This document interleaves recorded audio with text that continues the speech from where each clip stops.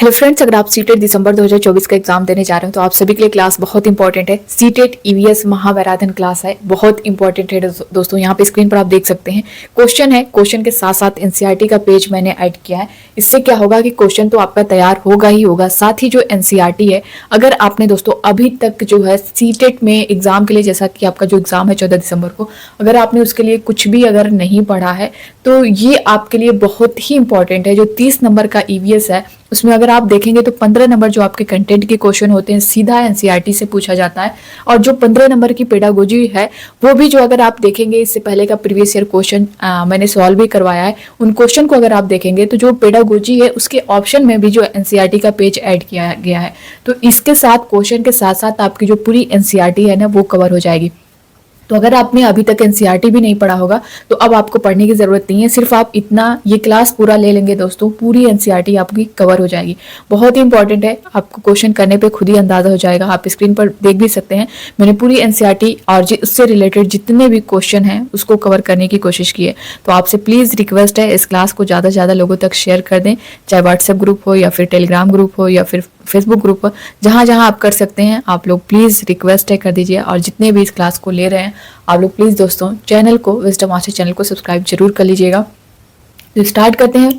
पहला क्वेश्चन आप लोग स्क्रीन पर देख भी पा रहे होंगे। और दोस्तों आपसे बता दूं पहले कि आप लोग क्वेश्चन नंबर पे मत जाइएगा, क्योंकि मैंने 10-10 क्वेश्चन का जो है सेट बनाया था, तो 10 क्वेश्चन तक आपको दिखेगा, फिर उसके बाद फिर से फर्स्ट सेकंड थर्ड इस तरह से दिखेगा। तो क्वेश्चन नंबर पर आप लोग बिल्कुल मत जाइएगा, सिर्फ आप क्वेश्चन देखिएगा कि किस तरह के क्वेश्चन है, और एनसीईआरटी में जो उसकी लाइन है उस पर आप लोग बिल्कुल ध्यान दीजिए, बहुत बारीकी से ध्यान दीजिएगा, क्योंकि वही लाइन जो है आपके जो क्वेश्चन पूछा जाता है सीटेट में ईवीएस में, वही लाइन जो है उसमें मेंशन ऑप्शन में कर दी जाती है। उसमें से पूछ लिया जाता है कि इनमें से कौन सा सही नहीं है, इनमें से कौन सी विशेषताएं नहीं है। जब आप उसे अच्छे से पढ़े रहेंगे, आपको पूरी जानकारी होगी, तभी आप उसे कर पाएंगे। फिलहाल हम लोग क्वेश्चन को देखते हैं दोस्तों। आप लोग जब क्वेश्चन देखेंगे तो आपको अंदाजा हो जाएगा। बरगद के पेड़ की लटकन क्या है? आप लोग भी अपने आंसर करते रहिएगा। ऑप्शन ए में दिया गया जड़, बी है टहनी, सी है ए बी दोनों, डी है इनमें से कोई नहीं। तो बरगद के पेड़ की लटकन क्या है? वो जड़ है या फिर टहनी है या फिर दोनों है? तो दोस्तों जो बरगद के पेड़ की लटकन है ना वो जड़ है। तो ए वाला जो ऑप्शन है इसमें ये करेक्ट हो जाएगा, यानी जड़। अब यहाँ पे आप एनसीईआरटी का पेज देख सकते हैं कि एनसीईआरटी में क्या मेंशन किया गया है। और सुनो एक मजेदार बात, बरगद के पेड़ की लटकन जिस पर अब्दुल्ला और तुम्हारे जैसे बच्चे झूला झूलते हैं, असल में इसकी जड़ें हैं। देख सकते हैं एकदम साफ लिखा गया है, असल में इसकी जड़ें हैं। तो क्या है, बरगद की जो पेड़ की जो लटकन है ना वो जड़ें हैं। आप कहीं उसको जो है टहनिया या कुछ इस तरह से ऑप्शन में ना करके चले आए, इस वजह से आप ध्यान दीजिएगा। बरगद की जो पेड़ की लटकन है वो क्या है? वो जड़ है। और यहाँ पे देख सकते हैं रेगिस्तानी ओक कहाँ पाया जाता है। ये बहुत इंपॉर्टेंट क्वेश्चन है, ये बहुत बार रिपीट हुआ है दोस्तों। रेगिस्तानी ओक कहाँ पाया जाता है? ऑप्शन ए है मेघालय, बी है ऑस्ट्रेलिया, सी है इंडोनेशिया, डी है अबू धाबी। तो रेगिस्तानी ओक जो है ये कहाँ पाया जाता है? ये पाया जाता है ऑस्ट्रेलिया में। ऑप्शन बी जो है इसका करेक्ट आंसर हो जाएगा। और दोस्तों ये बहुत इंपॉर्टेंट है, मैं आपसे फिर कर रही हूँ, और यहाँ पे एक एक क्वेश्चन आपका इंपॉर्टेंट है। फिलहाल जो बार बार कई बार पूछा गया है उस पर मैं ज्यादा जोर दे रही हूँ कि हाँ ये कई बार पूछा गया है। अब यहाँ पे एनसीईआरटी की जो लाइन है आप लोग देख सकते हैं, ऑस्ट्रेलिया में एक पेड़ पाया जाता है जिसका नाम है रेगिस्तानी ओक। इसकी ऊंचाई तुम्हारे क्लास की दीवार के, अब देखिए अगर रेगिस्तानी ओक से क्वेश्चन करेगा ना तो इसकी लाइन ऑप्शन में मेंशन कर देगा। तो ये आपका एक एक लाइन बहुत इंपॉर्टेंट है। यहाँ पे पहली बात जो है, ऑस्ट्रेलिया में एक पेड़ पाया जाता है जिसका नाम है रेगिस्तानी ओक। इसकी ऊंचाई तुम्हारे क्लास की दीवार के लगभग होती है और पत्तियां बहुत ही कम है। तो ये इस तरह का जो क्लास की दीवार के लगभग होती है ना, ये आपके ऑप्शन में दिया भी है। तो आप लोग एक एक लाइन पर ध्यान दीजिएगा, अंदाजा लगाओ इसके जड़ें जमीन में कितनी गहरी जाती होंगी। सोचो यदि ऐसे 30 पेड़ जमीन पर लाइन से लिटा दिए जाएं, उस लंबाई तक जमीन में गहरी जाती हैं इस पेड़ की जड़ें, जब तक कि पानी तक न पहुंच जाए। ये पानी पेड़ के तने में जमा होता रहता है। इस इलाके में रहने वाले लोग ये बात जानते थे जब भी। अब यहाँ पे जो है ना इसकी लाइन रेगिस्तानी ओक से रिलेटेड अगर ये क्वेश्चन किया है तो यहाँ पे इसकी जो एक एक लाइन है वो ऑप्शन में मेंशन कर देगा। तो अगर आप इसकी पूरी जानकारी लिए रहेंगे तभी जो है आप उस ऑप्शन को करेक्ट कर पाएंगे। उसमें या तो पूछ देगा, 4 ऑप्शन देगा कि इसमें से कौन सी इसकी विशेषताएं, एक कोई अलग दे देगा, 4 देगा, 3 में 3 दे देगा इसकी विशेषताएं, एक अलग दे देगा, या फिर बोलेगा कि इसमें से कौन सी विशेषताएं नहीं है। तो इस तरह से क्वेश्चन उसको उल्टा कर देगा। तो आपको ये जानकारी होगी तो आपका जो क्वेश्चन है वो गलत नहीं होगा। फिलहाल नेक्स्ट क्वेश्चन आप लोग देख सकते हैं। निम्नलिखित में कहाँ पर पेट्रोल पानी से सस्ता है, ये भी क्वेश्चन किया गया है। आपका ऑनलाइन जो एग्जाम हुआ था 2 बार हुआ, जो 23 शिफ्टों में 24 शिफ्टों में, उसमें भी ये क्वेश्चन किया गया था। ऑप्शन ए दिया गया राजस्थान, बी है ऑस्ट्रेलिया, सी है मेघालय, डी है अबू धाबी। तो कहाँ पर पेट्रोल पानी से सस्ता है, तो अबू धाबी में है। तो इसका जो ऑप्शन डी है ये करेक्ट हो जाएगा। अब यहाँ पे आप एनसीईआरटी का पेज भी देख सकते हैं। बारिश कैसी होती है, ये बात तो शांता और शशि भूल ही गए। वैसे भी रेगिस्तान में बारिश नहीं होती, वहां पानी सचमुच बहुत कीमती है। वहां न बारिश है, न ही नदियां, न झील है और न ही तालाब। जमीन के नीचे भी वहां पानी नहीं है। चिटपन ने कहा, शशि ने बीच में कहा, लेकिन वहां रेतीली जमीन के नीचे तेल होता है, इसलिए तो वहां पेट्रोल आसानी से मिल जाता है। वहां पेट्रोल पानी से सस्ता है। ठीक है, कहाँ पे, अबू धाबी की बात की गई है, तो उसमें अबू धाबी जो ऑप्शन है वो करेक्ट हो जाएगा। अगला क्वेश्चन आप देख सकते हैं, लौंग मसाला क्या है। ये भी क्वेश्चन आपसे बहुत बार किया गया है, बहुत इंपॉर्टेंट है ये। तो ये क्या है, कली है या फिर फूल है या फिर फल है या फिर बीज है। तो लौंग मसाला क्या है, ये है कली। ऑप्शन ए जो है इसका करेक्ट आंसर हो जाएगा। और दोस्तों ये जो है इसमें एनसीईआरटी में एक पोएम है और इसमें मसालों से रिलेटेड है। हल्दी है, अदरक है, जीरा है, सौंफ है, इन सब से रिलेटेड है। इससे रिलेटेड मैंने एक वीडियो में अलग से जो है जितने भी मसालों के नेम हैं वहाँ पे उसको अलग से दिया है। अगर आप चाहें तो उसे देख सकते हैं, 8 से 10 मिनट की होगी। उससे एक क्वेश्चन आपका बन जाता है, तो अगर आप चाहें तो उसको अलग से देख सकते हैं। यहाँ पे फिलहाल देख पा रहे होंगे इससे रिलेटेड, कील जैसी दिखती हूँ पर मैं एक कली हूँ, चॉकलेटी भूरे रंग की तेज खुशबू वाली हूँ, जब दर्द होता दांत में तब मुझे रखते दांत में, सोचो सोचो कौन हूँ मैं, जल्दी बोलो कौन हूँ मैं। तो आप देख सकते हैं लौंग है। अगला क्वेश्चन आप लोग देख सकते हैं, मसालों का बगीचा किस राज्य को कहते हैं। ऑप्शन ए में दिया गया असम, बी है केरल, सी है कर्नाटक, डी है मेघालय। तो मसालों का जो बगीचा है वो किस राज्य को कहते हैं, वो केरल को कहते हैं। ऑप्शन बी जो है इसका करेक्ट आंसर हो जाएगा। और दोस्तों प्लीज रिक्वेस्ट है, जितने भी आप लोग क्लास ले रहे हैं प्लीज विजडम मास्टर चैनल को सब्सक्राइब कर लीजिए और इस क्लास को ज्यादा से ज्यादा लोगों तक शेयर करिएगा। यहाँ पे देख सकते हैं, मैं हूँ कुट्टन, मैं केरल में रहता हूँ, मेरे घर के आंगन में मसालों का बगीचा है, वहां मैं तेज पत्ता, छोटी इलायची, बड़ी इलायची, काली मिर्च आदि को उगते देखता हूँ। तो अगर चाहे इससे रिलेटेड कुछ भी बात कर ले, तेज पत्ते की बात कर ले, छोटी इलायची की बात कर ले, बड़ी इलायची की, काली मिर्च, तो वो केरल आपका करेक्ट होगा। ठीक है, नेक्स्ट क्वेश्चन देखेंगे। अगला क्वेश्चन देख पा रहे, फौजी वहीदा कहाँ से है। ऑप्शन ए में दिया गया जम्मू कश्मीर, बी है केरल, सी है कर्नाटक, डी है बिहार। ये भी क्वेश्चन किया गया है। तो फौजी वहीदा जो है वो कहाँ से है, वो जम्मू कश्मीर से है। ऑप्शन ए जो है इसका करेक्ट आंसर हो जाएगा। अगला क्वेश्चन है, चील बाज गिद्ध हमसे कितने गुना ज्यादा दूर से चीजों को देख सकते हैं। बहुत इंपॉर्टेंट क्वेश्चन है, बहुत बार आपसे रिपीट हुआ है। तो ये चील बाज गिद्ध जो है हमसे कितने गुना ज्यादा दूर से चीजों को देख सकते हैं। ऑप्शन ए में दिया गया 2 गुना, बी है 4 गुना, सी है 6 गुना, डी है 8 गुना। तो चील बाज गिद्ध हमसे कितने गुना ज्यादा दूर से चीजों को देख सकता है, तो ये हो जाएगा आपका 4 गुना। बी वाला जो ऑप्शन है 4 गुना, ये करेक्ट हो जाएगा। ठीक है, अभी यही जो है इसकी जगह बाघ बोल दे कि बाघ जो है हमसे कितना गुना देख सकता है, तो वो जो है 6 गुना हो जाएगा। ठीक है, बाघ की जहां बात आएगी वो 6 गुना हो जाएगा और चील बाज गिद्ध की अगर बात करें तो यहाँ पे 4 गुना हो जाएगा। तो यहाँ पे आप डिफरेंस याद रखिएगा। अब यहाँ पे देख सकते हैं एनसीईआरटी की जो लाइन है, चील बाज और गिद्ध जैसे पक्षी हमसे 4 गुना ज्यादा दूर से देख पाते हैं। जो चीज हमें 2 मीटर की दूरी से दिखाई पड़ती है वो चीज ये पक्षी 8 मीटर की दूरी से देख लेते हैं।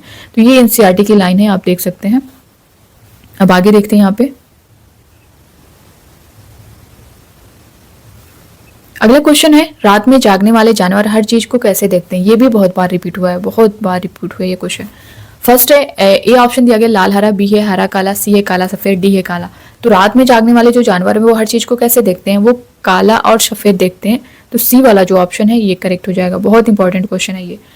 यहाँ पे देख सकते हैं, आमतौर पर माना जाता है कि दिन में जागने वाले जानवर कुछ रंग देख पाते हैं, रात में जागने वाले जानवर हर चीज को सफेद और काली ही देखते हैं। तो ये एनसीईआरटी की लाइन है, आप देख सकते हैं।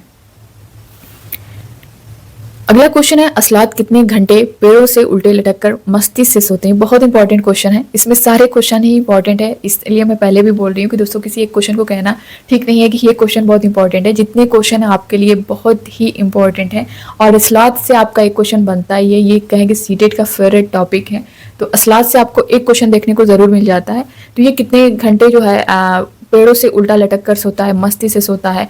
और अभी इसके बारे में पूरा जानकारी आप ले सकते हैं। ए है 12 घंटे, बी है 15 घंटे, सी है 17 घंटे, डी है 19 घंटे। तो असलात जो है ये पेड़ों से उल्टे लटक कर पूरी मस्ती से सोता है और 17 घंटे सोता है। तो इसकी जो टाइमिंग है 17 घंटे, सी वाला जो है करेक्ट हो जाएगा। अभी एनसीईआरटी में जो इसकी लाइन दी गई है आप लोग उससे भी देख सकते हैं। असलात का जीवन काल कितना होता है, तो इसका जीवन काल जो होता है दोस्तों 40 वर्ष का होता है। तो लगभग 40 वर्ष, सी वाला जो ऑप्शन देख पा रहे होंगे ये जो है करेक्ट हो जाएगा।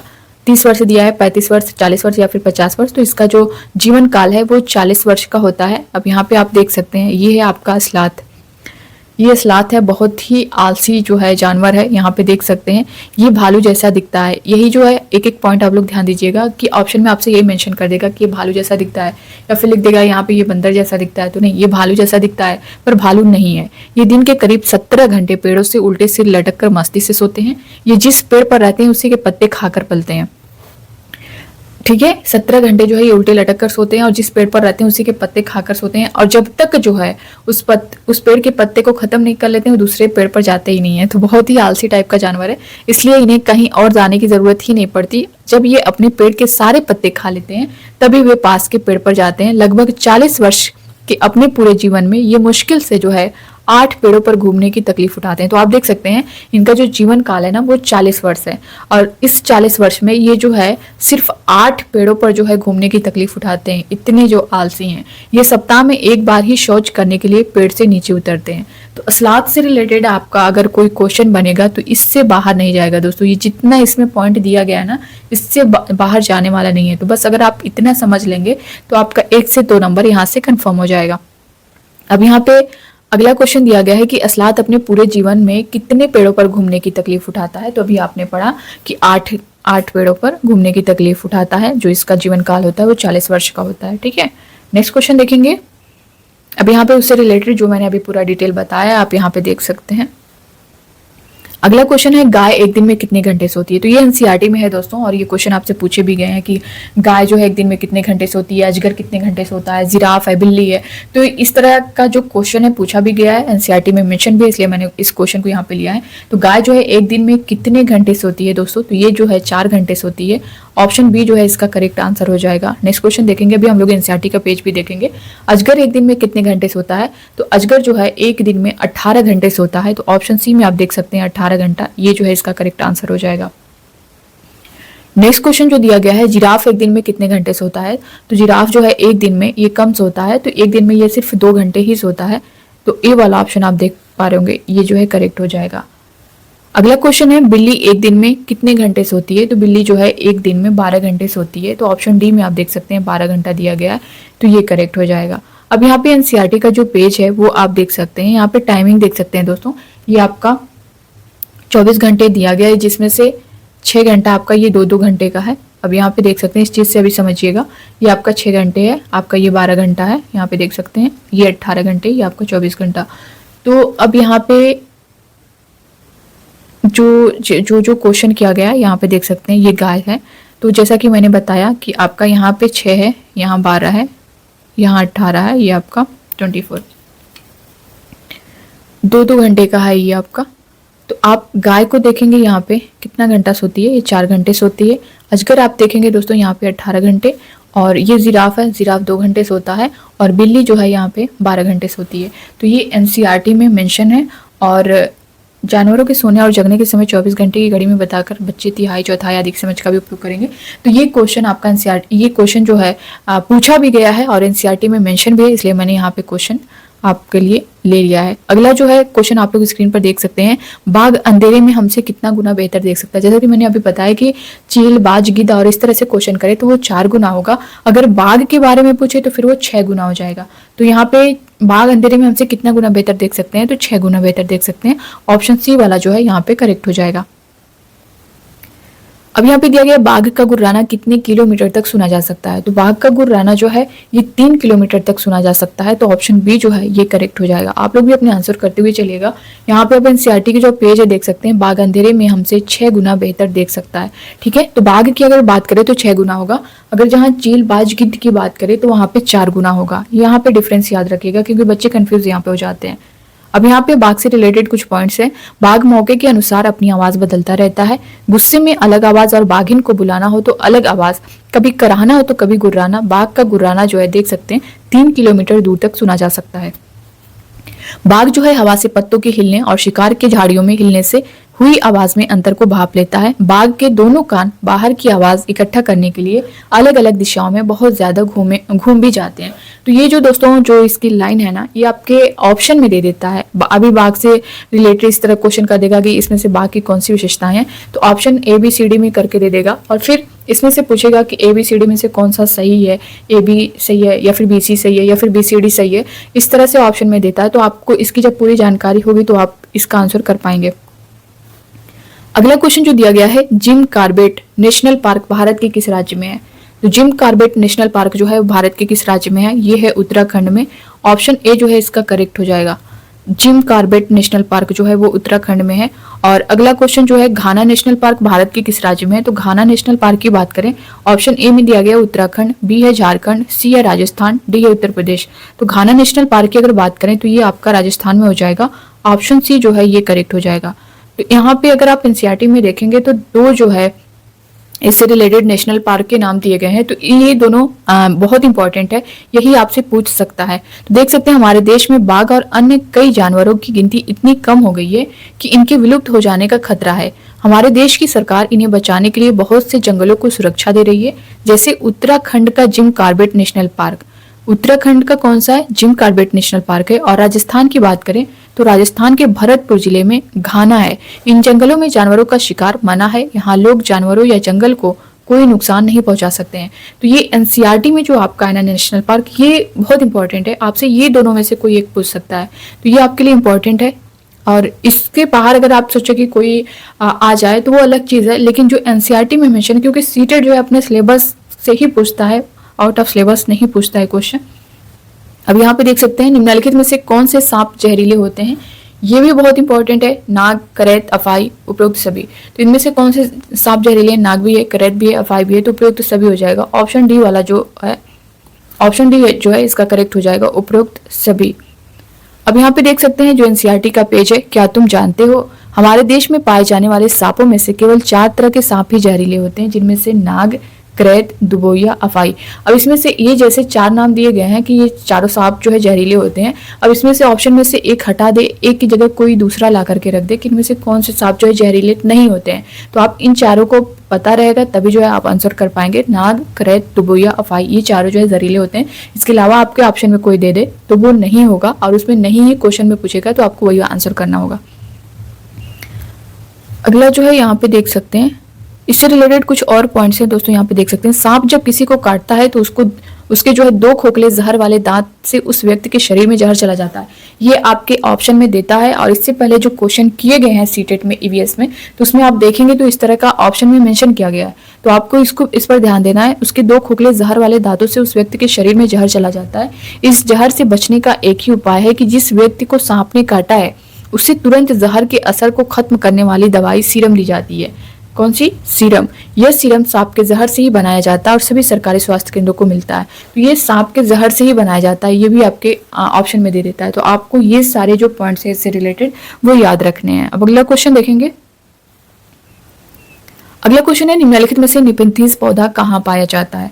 ऑप्शन A है ऑस्ट्रेलिया, B है इंडोनेशिया, C है भारत के मेघालय में, D है उपरोक्त सभी। तो निपेंथीज पौधा जो है ये भी बहुत इंपॉर्टेंट है, बहुत रिपीट हुआ है। तो ये जो है ऑस्ट्रेलिया में भी, इंडोनेशिया में भी, भारत के मेघालय में भी। तो इसका जो करेक्ट आंसर होगा उपयुक्त सभी हो जाएगा, D वाला ऑप्शन करेक्ट हो जाएगा। अब यहाँ पे देख सकते हैं शिकारी पौधे निपेंथीज के बारे में, इस तरह का होता है।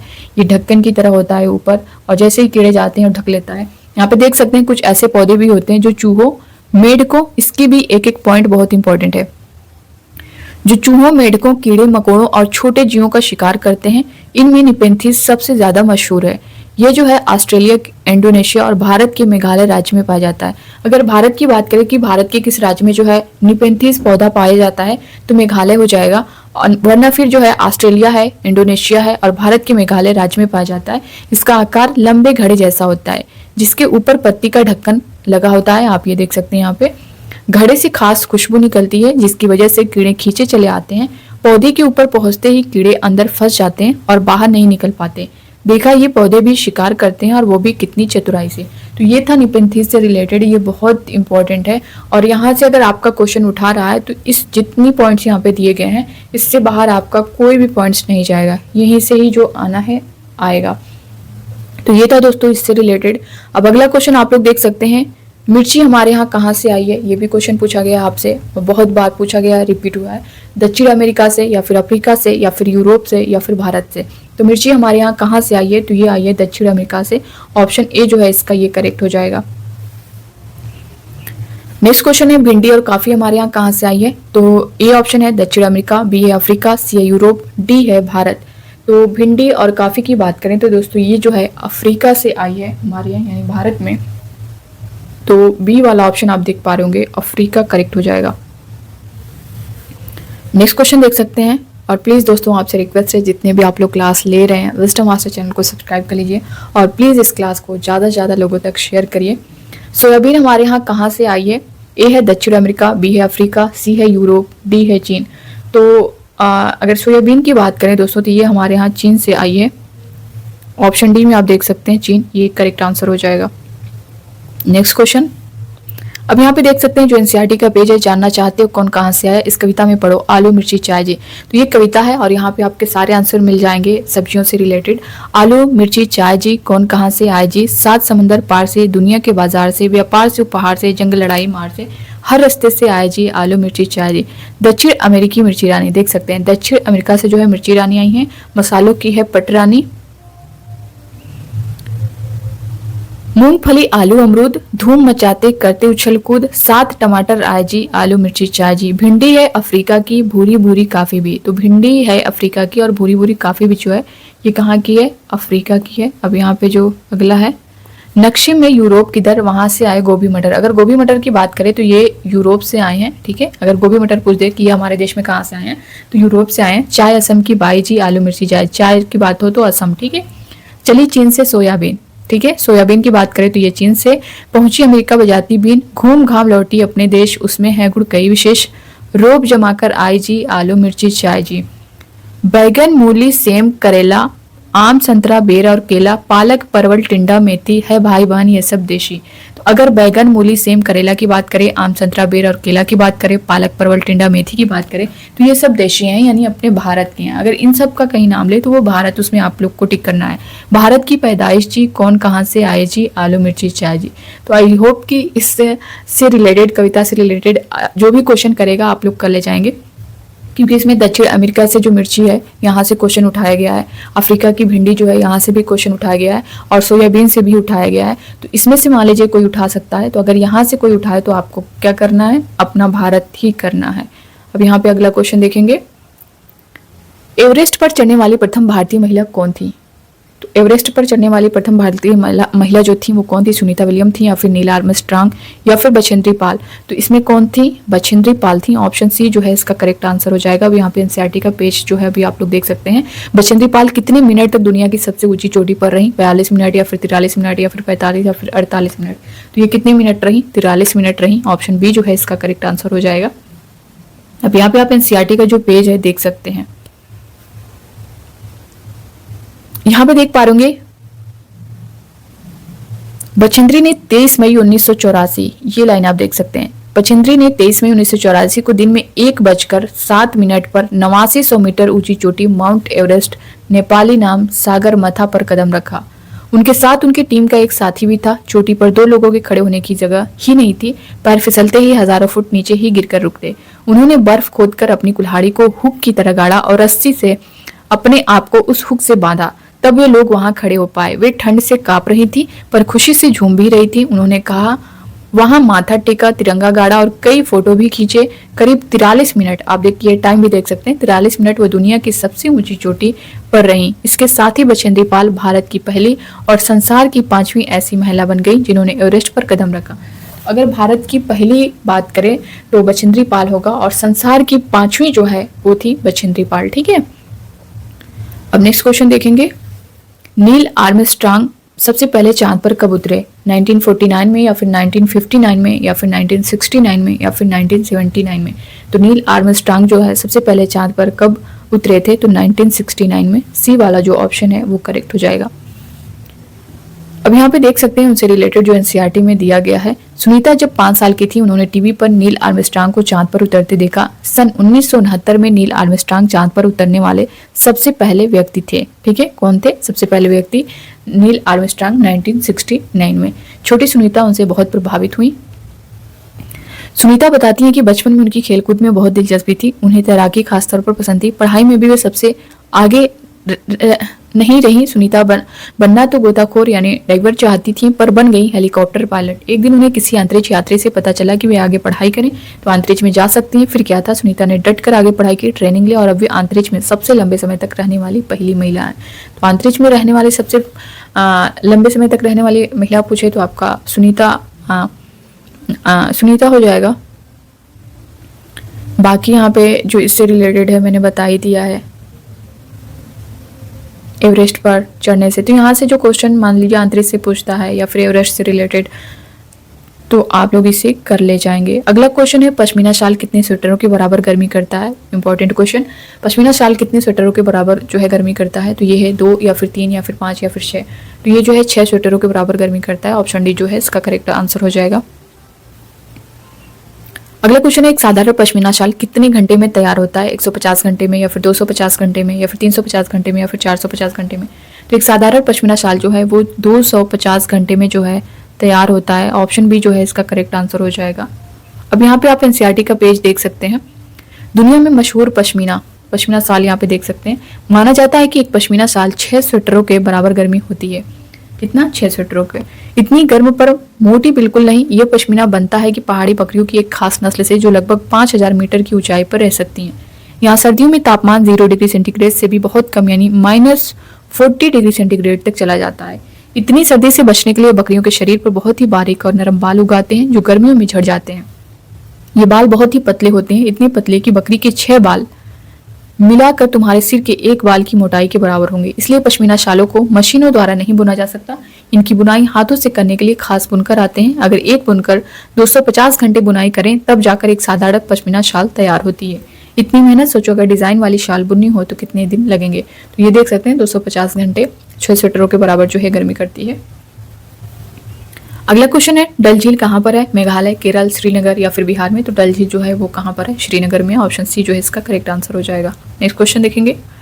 यहाँ पे देख सकते हैं डल यात्री डल झील में शिकारे में घूमने का मजा उठाते हैं। ये कहाँ पे है? श्रीनगर में है। एनसीईआरटी की लाइन है। अगला क्वेश्चन आप लोग देख सकते हैं हाउस बोट कहाँ पाई जाती है? ऑप्शन ए है केरल, बी है श्रीनगर, सी है गुजरात, डी है गोवा। तो हाउस बोट कहाँ पाई जाती है दोस्तों? तो ये है आपका श्रीनगर में। ऑप्शन बी जो है इसका करेक्ट आंसर हो जाएगा। नेक्स्ट क्वेश्चन देखेंगे लकड़ी के डोंगे कहाँ पाए जाते हैं? लकड़ी के डोंगे की अगर बात करें तो ये फिर केरल, श्रीनगर, गुजरात, गोवा। तो ये भी आपका श्रीनगर हो जाएगा। ऑप्शन बी जो है ये करेक्ट आंसर हो जाएगा। नेक्स्ट क्वेश्चन देखेंगे। अब यहाँ पे आप एनसीईआरटी का जो पेज है देख सकते हैं श्रीनगर के घर एक नज़र। श्रीनगर में बाहर से आए हुए टूरिस्ट हाउस बोट में रहते हैं। हाउस बोट 80 फुट तक लंबे होते हैं और बीच से इनकी चौड़ाई 8-9 फुट तक होती है। बोट की तरह बने लकड़ी के डोंगे पानी पर तैरते रहते हैं। श्रीनगर के डल लेक और झेलम नदी में इन डोंगों में कई परिवार होते हैं। मकान की तरह इस डोंगे में भी अलग अलग कमरे होते हैं।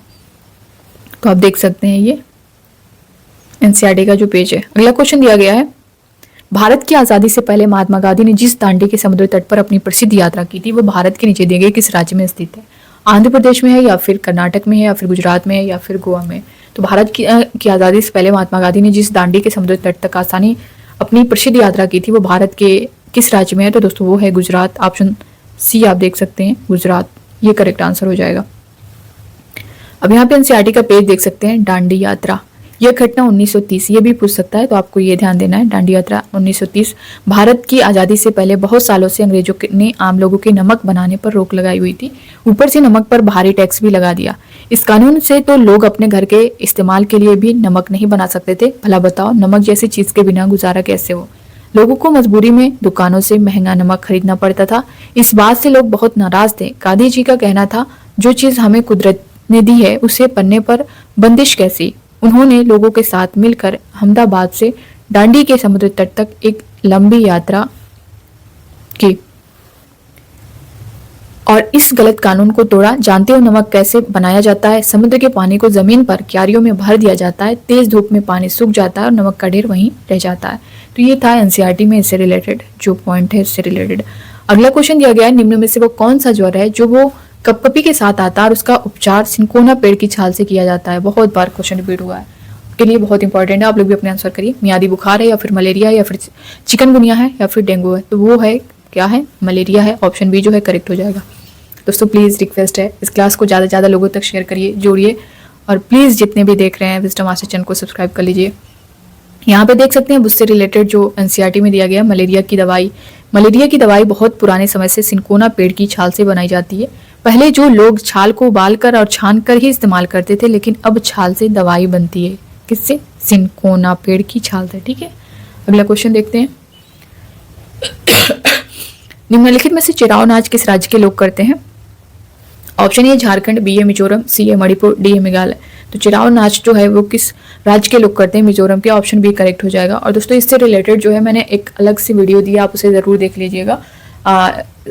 हर राज्य का जो नृत्य है उससे रिलेटेड, तो आप लोग उसे देख लेंगे। चाहे आपका मिजोरम से पूछ ले, मणिपुर से पूछ ले, असम से पूछ ले, असम का बिहू है, तो कहीं से भी कोई इस तरह से किसी भी स्टेट से पूछ ले तो आप उसे कर पाएँ। इसलिए वजह से 8-10 मिनट की वीडियो होगी, आप लोग उसे देख लीजिएगा। उससे रिलेटेड कोई क्वेश्चन करे तो आपका गलत ना हो।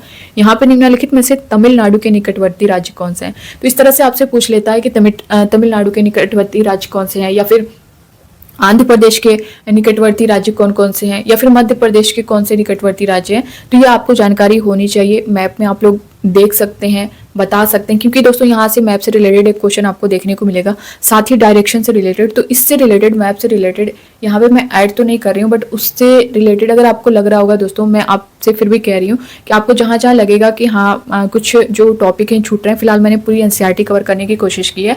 हाँ, जो एक्स्ट्रा है जहाँ से अलग से क्वेश्चन कर लिए जाते हैं उनसे रिलेटेड मैं अलग से वीडियो भी दे दूंगी। और अगर आपको लग रहा है कि हाँ कोई टॉपिक छूट रहा है, कुछ इस तरह की चीज़ें, तो आप लोग कमेंट बॉक्स में कमेंट करके ज़रूर बताइएगा, मैं इसका पार्ट 2 भी दे दूंगी। तो यहाँ पे निम्नलिखित में से कौन से तमिलनाडु के निकटवर्ती राज्य कौन से हैं? तो आप ऑप्शन ए में दिया गया आंध्र प्रदेश, उड़ीसा, कर्नाटक, बी है केरल, आंध्र प्रदेश, महाराष्ट्र, सी है कर्नाटक, छत्तीसगढ़, केरल, डी है आंध्र प्रदेश, केरल, कर्नाटक। निम्नलिखित में से तमिलनाडु के निकटवर्ती राज्य कौन से हैं ये आपको बताना है। तो अगर आप तमिलनाडु देखेंगे तो दोस्तों तमिलनाडु के जो निकटवर्ती राज्य है ना, वो आपका केरल है साइड में, कर्नाटक है, आंध्र प्रदेश है, ये 3 स्टेट हैं। 3 स्टेट आप कहाँ पे देख सकते हैं? आंध्र प्रदेश, उड़ीसा, कर्नाटक, ये तो नहीं होगा। केरल, आंध्र प्रदेश, महाराष्ट्र आपका इधर साइड में है, कर्नाटक, छत्तीसगढ़, ये भी नहीं होगा। आंध्र प्रदेश, केरल, कर्नाटक, ऑप्शन डी जो है ये करेक्ट हो जाएगा। ठीक है, नेक्स्ट क्वेश्चन देखेंगे। नीचे दिए गए विकल्पों में से कौन सा एक समूह जड़ों का है? तो ये भी क्वेश्चन आपसे किया गया है। चुकंदर, आलू, अदरक। अदरक आप देखेंगे तो ये तने में आता है। गाजर, हल्दी, अदरक। अदरक तने में आता है, ये नहीं होगा। शकरकंद, मूली, हल्दी तने में आता नहीं होगा। तो गाजर, चुकंदर, मूली, ये जो है आपका करेक्ट आंसर हो जाएगा, ऑप्शन डी। हाउस बोट क्षेत्र में देखा जा सकता है, रेगिस्तान में या फिर बहुत पानी में या फिर बहुत बर्फ में, नन ऑफ दिस। तो हाउस बोट जो है ये किस क्षेत्र में देखा जा सकता है?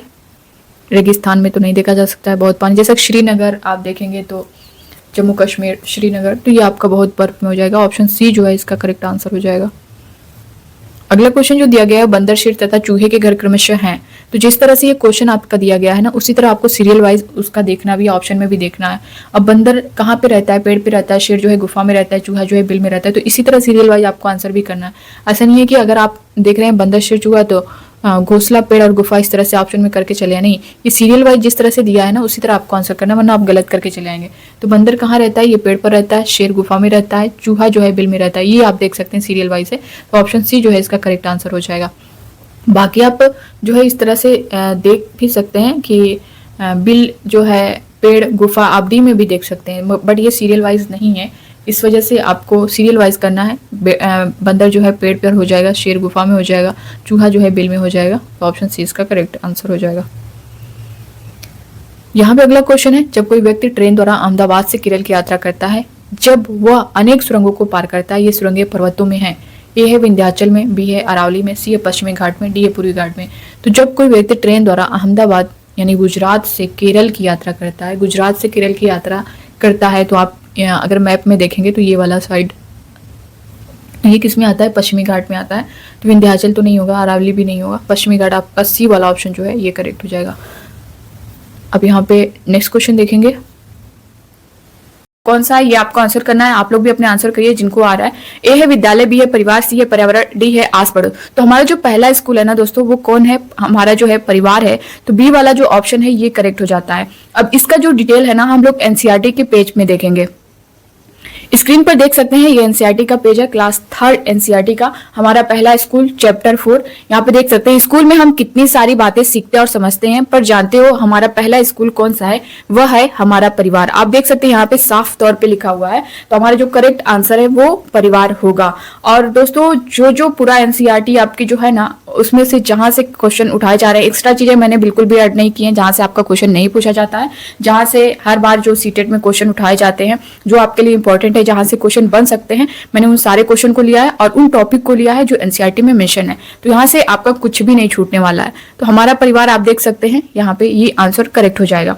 अगला क्वेश्चन हम लोग देखते हैं यहाँ पे, सूखे पत्तों से बढ़िया चित्र कौन बनाते हैं। ये क्वेश्चन आपसे बहुत बार पूछा गया है, रिपीट भी हुआ है। जब ऑनलाइन आपका एग्जाम होता था 23-24 शिफ्टों में 2 बार हुआ है, उसमें हर शिफ्ट में लगभग ये क्वेश्चन देखने को मिला था। साथ ही ऑफलाइन एग्जाम में भी आपने देखा होगा। तो आप लोग भी अपने आंसर करिए, सूखे पत्तों से बढ़िया चित्र जो है कौन बनाते थे। ऑप्शन फर्स्ट है विष्णु चिंचालकर, बी है विश्नोई, सी है मेघा पाटेकर, डी है सुंदरलाल बहुगुणा। तो आप लोग भी अपने आंसर करिए, सूखे पत्तों से बढ़िया चित्र कौन बनाते थे। तो ये जो बनाते थे वे थे विष्णु चिंचालकर।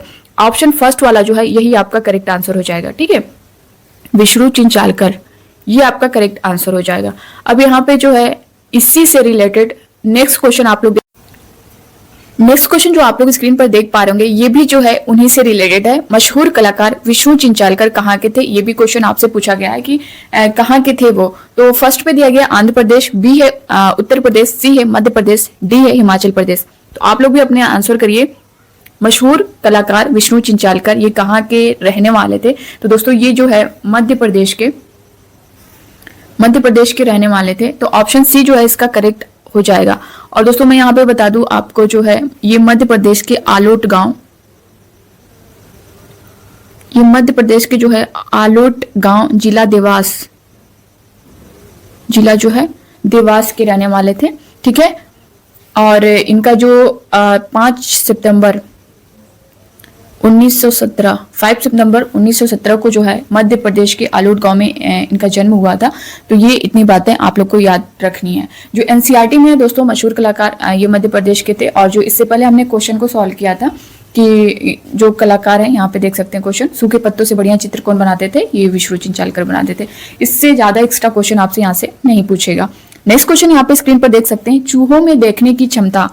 अब यहाँ पे चूहों में देखने की क्षमता अधिक होती है या फिर कम होती है या फिर जो है बहुत तीव्र होती है या फिर उपरोक्त सभी। तो आप लोग अपने आंसर करिए, चूहे में देखने की क्षमता जो है यहाँ पे क्या होगी। तो चूहे में जो है देखने की क्षमता कम होती है, बी वाला जो ऑप्शन देख पा रहे होंगे आप लोग, ये जो है करेक्ट हो जाएगा। ठीक है, अब इसी से रिलेटेड और भी क्वेश्चन आपका बनता है चूहों से रिलेटेड। चूहों में सूंघने, छूने तथा स्वाद वाली क्षमताएं अधिक होती हैं या फिर कम होती हैं या फिर बहुत तीव्र होती हैं, उपरोक्त सभी। तो चूहों में सूंघने, छूने तथा स्वाद वाली क्षमताएं जो है दोस्तों वो जो है अधिक होती हैं। ठीक है, देखने की क्षमता तो कम होती है लेकिन सूंघने, छूने तथा स्वाद वाली जो क्षमताएं ना वो अधिक होती हैं। तो इसका जो फर्स्ट ऑप्शन है यानी ए वाला ऑप्शन करेक्ट हो जाएगा, ए ऑप्शन। ठीक है, तो इस चीज को ध्यान में रखना है कि देखने की जो क्षमता होती है वो कम होती है बट सूंघने, छूने और स्वाद वाली जो क्षमता है ना वो अधिक होती है। अब यहाँ पे आप जो एनसीईआरटी का पेज देख सकते हैं, इसमें क्या मेंशन किया गया है। एनसीईआरटी का पेज आप लोग देख सकते हैं, चूहों में देखने की क्षमता कम परंतु सूंघने, छूने तथा स्वाद वाली जो क्षमताएं बहुत ही तीव्र होती हैं। आप देख सकते हैं सीधा पूरी एनसीईआरटी की लाइन है, तो आपको इसको ध्यान में रखना है क्योंकि इससे रिलेटेड क्वेश्चन किया गया है आपका। नेक्स्ट क्वेश्चन स्क्रीन पर देख सकते हैं, कहाँ के लोग सांप खाना पसंद करते हैं। दोस्तों ये क्लास अच्छा लग रहा होगा तो आप लोग प्लीज लाइक कर दीजिए और ज्यादा से ज्यादा लोगों तक शेयर करिए। और रिक्वेस्ट है जितने भी अभ्यर्थी देख रहे हैं अभी तक चैनल को सब्सक्राइब नहीं किए आप लोग प्लीज सब्सक्राइब कर लीजिए। कहाँ के लोग सांप खाना पसंद करते हैं, ए दिया गया है म्यांमार, बी है बैंकॉक, सी है ऑस्ट्रेलिया, डी है हांगकांग। तो कहाँ के लोग सांप खाना पसंद करते हैं ये आपका एनसीईआरटी में मेंशन है। अभी हम लोग जो है एनसीईआरटी का पेज भी देखेंगे।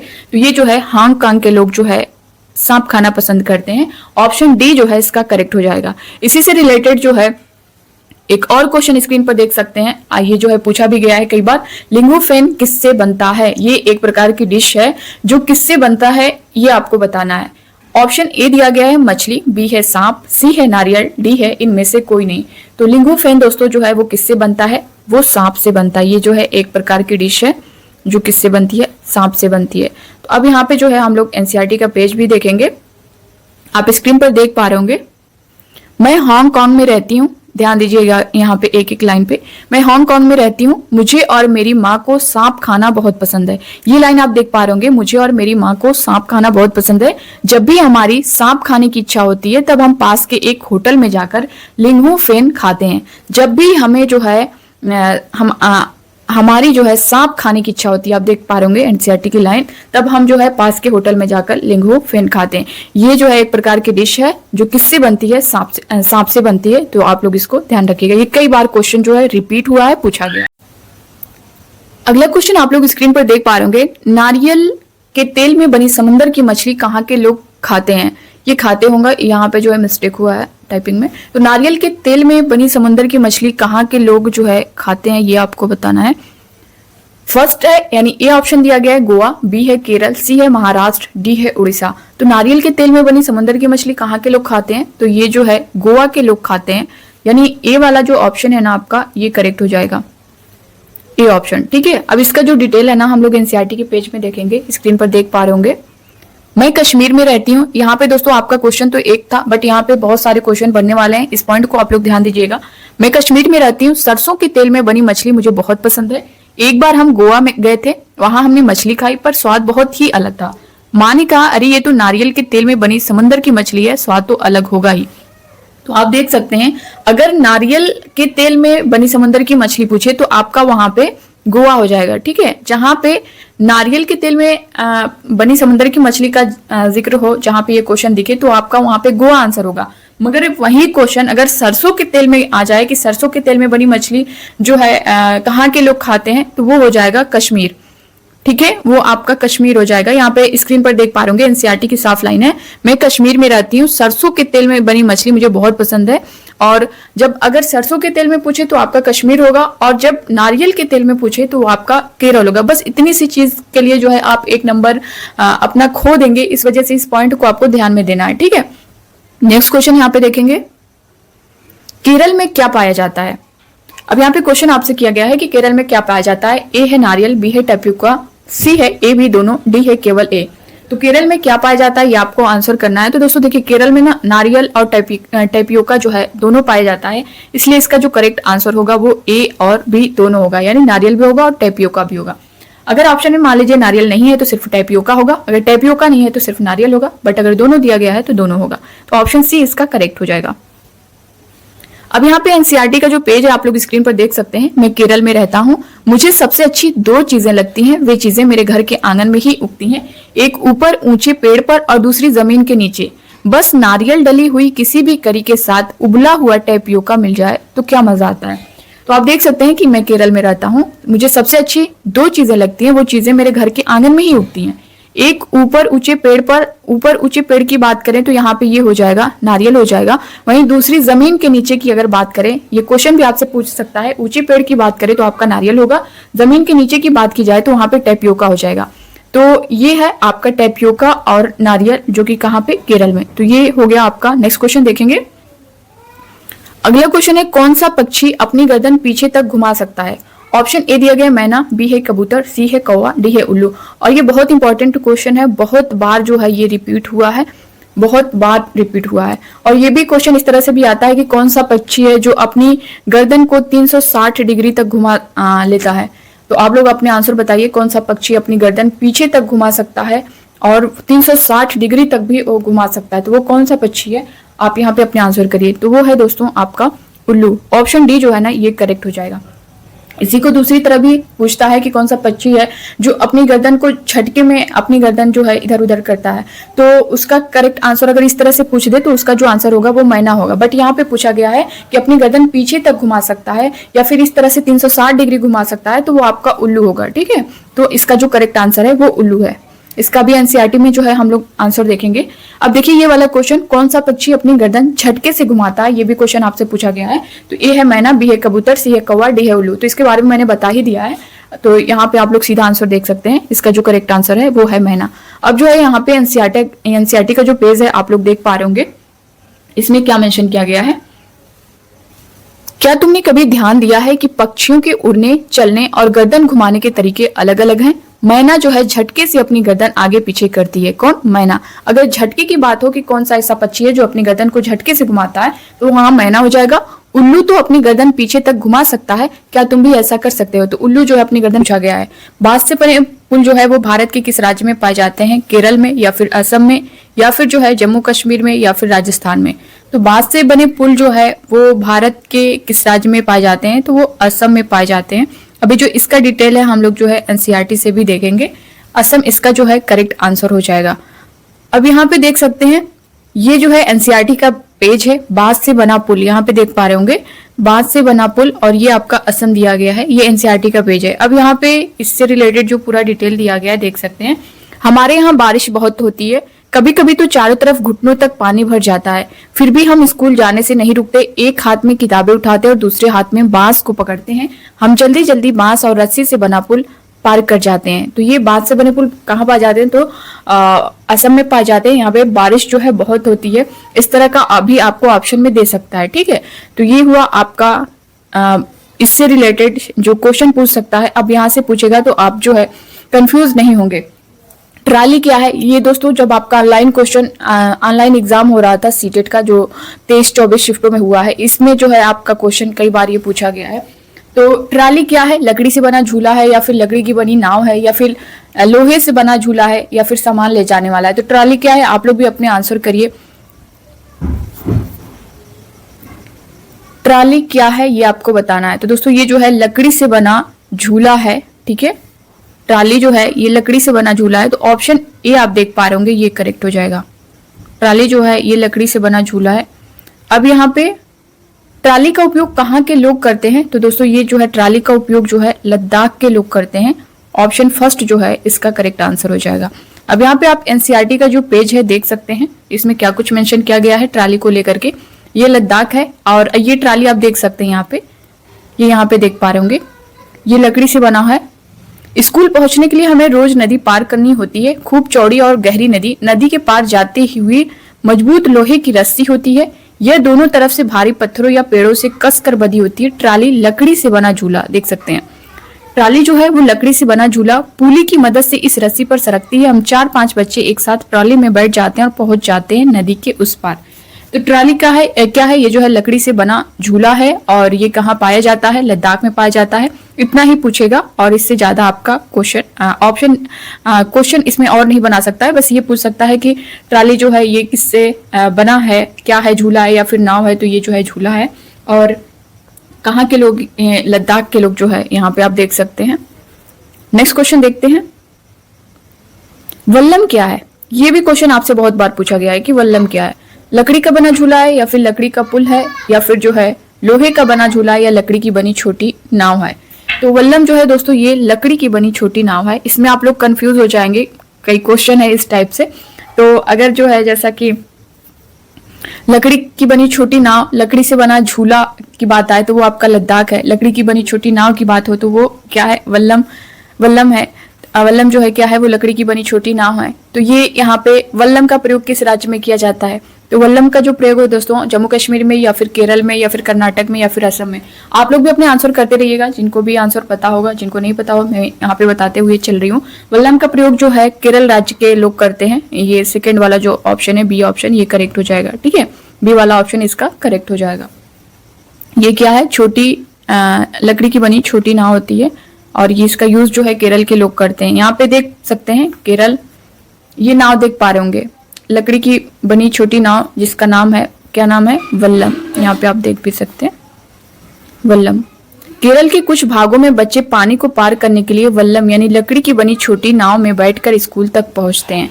तो आपको ये सारा चीज ध्यान देना है।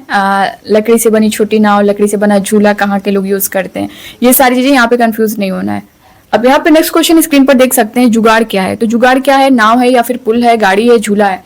इस तरह के क्वेश्चन आपसे पूछे गए हैं, इसलिए मैंने इन क्वेश्चन को लिया है कि दोस्तों एक एक क्वेश्चन इंपॉर्टेंट होता है। अगर जिन बच्चों का 89 जो जनरल से होंगे 88 पे रुक गया होगा, तो आप समझ सकते हैं कि एक नंबर की क्या वैल्यू होता है। वहीं जो ओबीसी हैं, एससी हैं, एसटी हैं, उनका पता है कि 82 नंबर पर क्वालिफाई है, 55% आपको लाना है।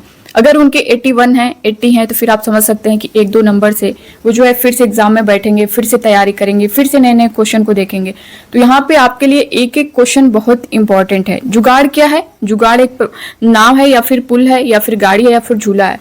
तो जुगाड़ दोस्तों ये क्या है? गाड़ी है। ऑप्शन सी जो है इसका करेक्ट आंसर हो जाएगा। यहाँ पे एनसीईआरटी का पेज देख सकते हैं। यह है जुगाड़। हमारी गाड़ी का नाम है, हमारी गाड़ी का जो नाम है वो जुगाड़ है। ये फटफट करती हुई चलती है ना शानदार। आगे से देखो तो मोटर बाइक की तरह दिखाई देती है, पर पीछे से लकड़ी के फट्टों से बनी है। तो आप देख सकते हैं यही जुगाड़ है। ये जो है एक प्रकार की गाड़ी है। एक क्वेश्चन आपसे किया गया है, इस वजह से मैंने यहाँ पे ऐड कर दिया है। नेक्स्ट क्वेश्चन और बहुत इंपॉर्टेंट क्वेश्चन, हाथी से रिलेटेड दोस्तों आपसे 1 से 2 क्वेश्चन पूछा ही जाता है और ये बहुत इंपॉर्टेंट है आपके लिए, और इस बार भी दिसंबर में आपको देखने को मिलेगा। तो हाथी से रिलेटेड आपको पूरी जो जानकारी है एनसीईआरटी में जो मेंशन है, लाइन बाय लाइन आपको रट लेना है, पढ़ लेना। रटने की जरूरत तो नहीं है, लेकिन अगर आप अच्छे से समझ लेंगे तो आप आसानी से कर लेंगे। यहाँ पे मैं सारी चीजें, क्वेश्चन भी जिस तरह से पूछे गए हैं, साथ ही साथ एनसीईआरटी का पेज इसलिए दिखा रहे हो दोस्तों कि आगे कोई भी क्वेश्चन, कोई भी बदलाव करे तो आप वहां पे कंफ्यूज ना हो, उस क्वेश्चन को करके आए। यहाँ पे देख सकते हैं एक बड़ा हाथी एक दिन में कितने किलोग्राम से ज्यादा पत्ते या झाड़ियां खा लेता है? ये आपका खा हो जाएगा, खा लेता है। तो आप लोग भी अपने आंसर करिए। ए है 50 केजी, 50 किलोग्राम, या फिर 100 किलोग्राम, या फिर 200 किलोग्राम, या फिर जो है 1000 ग्राम। एक बड़ा हाथी जो है एक दिन में कितने किलोग्राम से ज्यादा पत्ते या झाड़ियां खा लेता है? आप लोग को बताना है। एक बड़ा हाथी एक दिन में कितने किलोग्राम से ज्यादा पत्ते या झाड़ियां खा लेता है? तो कितने किलोग्राम? 100 किलोग्राम। बी वाला ऑप्शन आप देख सकते हैं, ये जो है आपका करेक्ट हो जाएगा। ठीक है, 100 किलोग्राम। अभी हम लोग जो है एनसीईआरटी का पेज भी देखेंगे। यहाँ पे देख सकते हैं हाथी कितना आराम करता है। बिल्कुल भी नहीं, या फिर बहुत ज्यादा, या फिर बहुत कम, या फिर इनमें से कोई नहीं। हाथी जो है दोस्तों बहुत कम आराम करता है। इसका जो सी ऑप्शन है वो करेक्ट हो जाएगा। यहाँ पे हाथी से रिलेटेड थोड़ा सा हम लोग देख लेते हैं। हाथी जो है ये 100 किलोग्राम तक जो है पत्ते या झाड़ियां खा लेता है। ये जो है 2 से 4 घंटे जो है दिन में, एक दिन में जो है 2 से 4 घंटे ही सोता है। बहुत कम आराम करता है हाथी। ठीक है, और एक झुंड में जो है दोस्तों, एक झुंड में 10 से 12 हथिनियां और बच्चे पाए जाते हैं। ये आपके ऑप्शन में दे देता है कि हाथी से रिलेटेड इसमें कौन सा कथन असत्य है। अगर आप जानते हुए रहेंगे हाथी के बारे में पूरा डिटेल, तभी वहां पे कर पाएंगे। वरना जो है अच्छे जो बहुत अच्छे डीप पढ़ाई करते हैं वो वहां पे कंफ्यूज हो जाते हैं। तो आपको ये सारी चीज ध्यान देना है कि एक झुंड में जो है 10 से 12 हथिनियां और बच्चे होते हैं। 14 से 15 साल तक जो है ये झुंड में रहते हैं। ये पॉइंट आपको ज्यादा ध्यान देना है कि 10 से 12 हथिनियां और बच्चे होते हैं एक झुंड में, और 14 से 15 जो है साल तक ये झुंड में रहते हैं, फिर जो है ये झुंड को छोड़ देते हैं। तो ये चीज आपको उल्टा भी कर सकता है कि एक झुंड में जो है 14 से 15 हथिनियां और बच्चे होते हैं, और 10 से 15 साल की साल में जो है साल तक जो है ये फिर झुंड छोड़ देते हैं। ये जस्ट उल्टा कर देता है। तो फिर आपको ये, आप कंफ्यूज हो जाएंगे। ये आपको ध्यान देना है कि 10 से 12 एक झुंड में 10 से 12 हथिनियां और बच्चे होते हैं। 14 से 15 साल तक ये झुंड में रहते हैं। ठीक है, ये आपका हाथी से रिलेटेड है। अब यहाँ पे देख सकते हैं हाथी एक दिन में कितने घंटे सोता है। जैसा कि मैंने अभी बताया है कि हाथी जो है एक दिन में कितने घंटे सोता है, तो ये 2 से 4 घंटे सोता है। तो ए वाला ऑप्शन ही इसका करेक्ट हो जाएगा। अगला क्वेश्चन आप लोग स्क्रीन पर देख पा रहे होंगे, हाथी कितने साल तक झुंड में रहते हैं।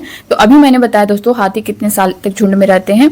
एक झुंड में जो है 10 से 12 हथिनियां और बच्चे होते हैं। झुंड में हथिनियां और बच्चे 10 से 12 होते हैं, और 14 से 15 साल तक ये झुंड में रहते हैं, फिर छोड़ देते हैं। तो 14 से 15, क्वेश्चन क्या किया गया, हाथी कितने साल तक झुंड में रहते हैं? तो 14 से 15।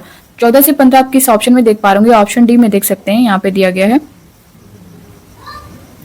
ऑप्शन डी में आप देख पा रहे होंगे 14 से 15। तो ऑप्शन डी इसका करेक्ट आंसर हो जाएगा। अब यहाँ पे जो एनसीईआरटी का पेज है आप देख सकते हैं। क्या तुम जानते हो एक बड़ा हाथी एक दिन में 100 किलोग्राम से ज्यादा पत्ते और झाड़ियां खा लेता है। हाथी बहुत कम आराम करता है। यह एक दिन में केवल 2 से 4 घंटे ही सोता है। ये आपका इंपॉर्टेंट है। ये बहुत कम आराम करता है, ये इंपॉर्टेंट है। ये आपके ऑप्शन में दे देता है। हाथी को पानी और कीचड़ से खेलना बहुत भाता है। ये भी आपका ऑप्शन में दे देता है। इससे उसके शरीर को जो है ठंडक मिलती है। वैसे उसके कान भी पंखे की तरह होते हैं। गर्मी लगने पर हाथी अपने कान हिलाकर हवा करता है। अब अगला जो है यहाँ पे देख सकते हैं, अगला पेज एनसीईआरटी का अगला पेज देख सकते हैं। तुमने पढ़ा कि नंदू हाथी अपने झुंड के साथ रहता है। नंदू हाथी जो चैप्टर का नाम है वो है नंदू हाथी। हाथियों के झुंड में केवल, यहाँ पे ध्यान दीजिएगा, हाथियों के झुंड में केवल हथिनियां और बच्चे ही रहते हैं। ठीक है, झुंड की सबसे बुजुर्ग हथिनी ही पूरे झुंड की नेता होती है। ये बहुत इंपॉर्टेंट लाइन है आपकी, एक एक लाइन बहुत इंपॉर्टेंट है। एक झुंड में जो है 10 से 12 हथिनियां और बच्चे होते हैं।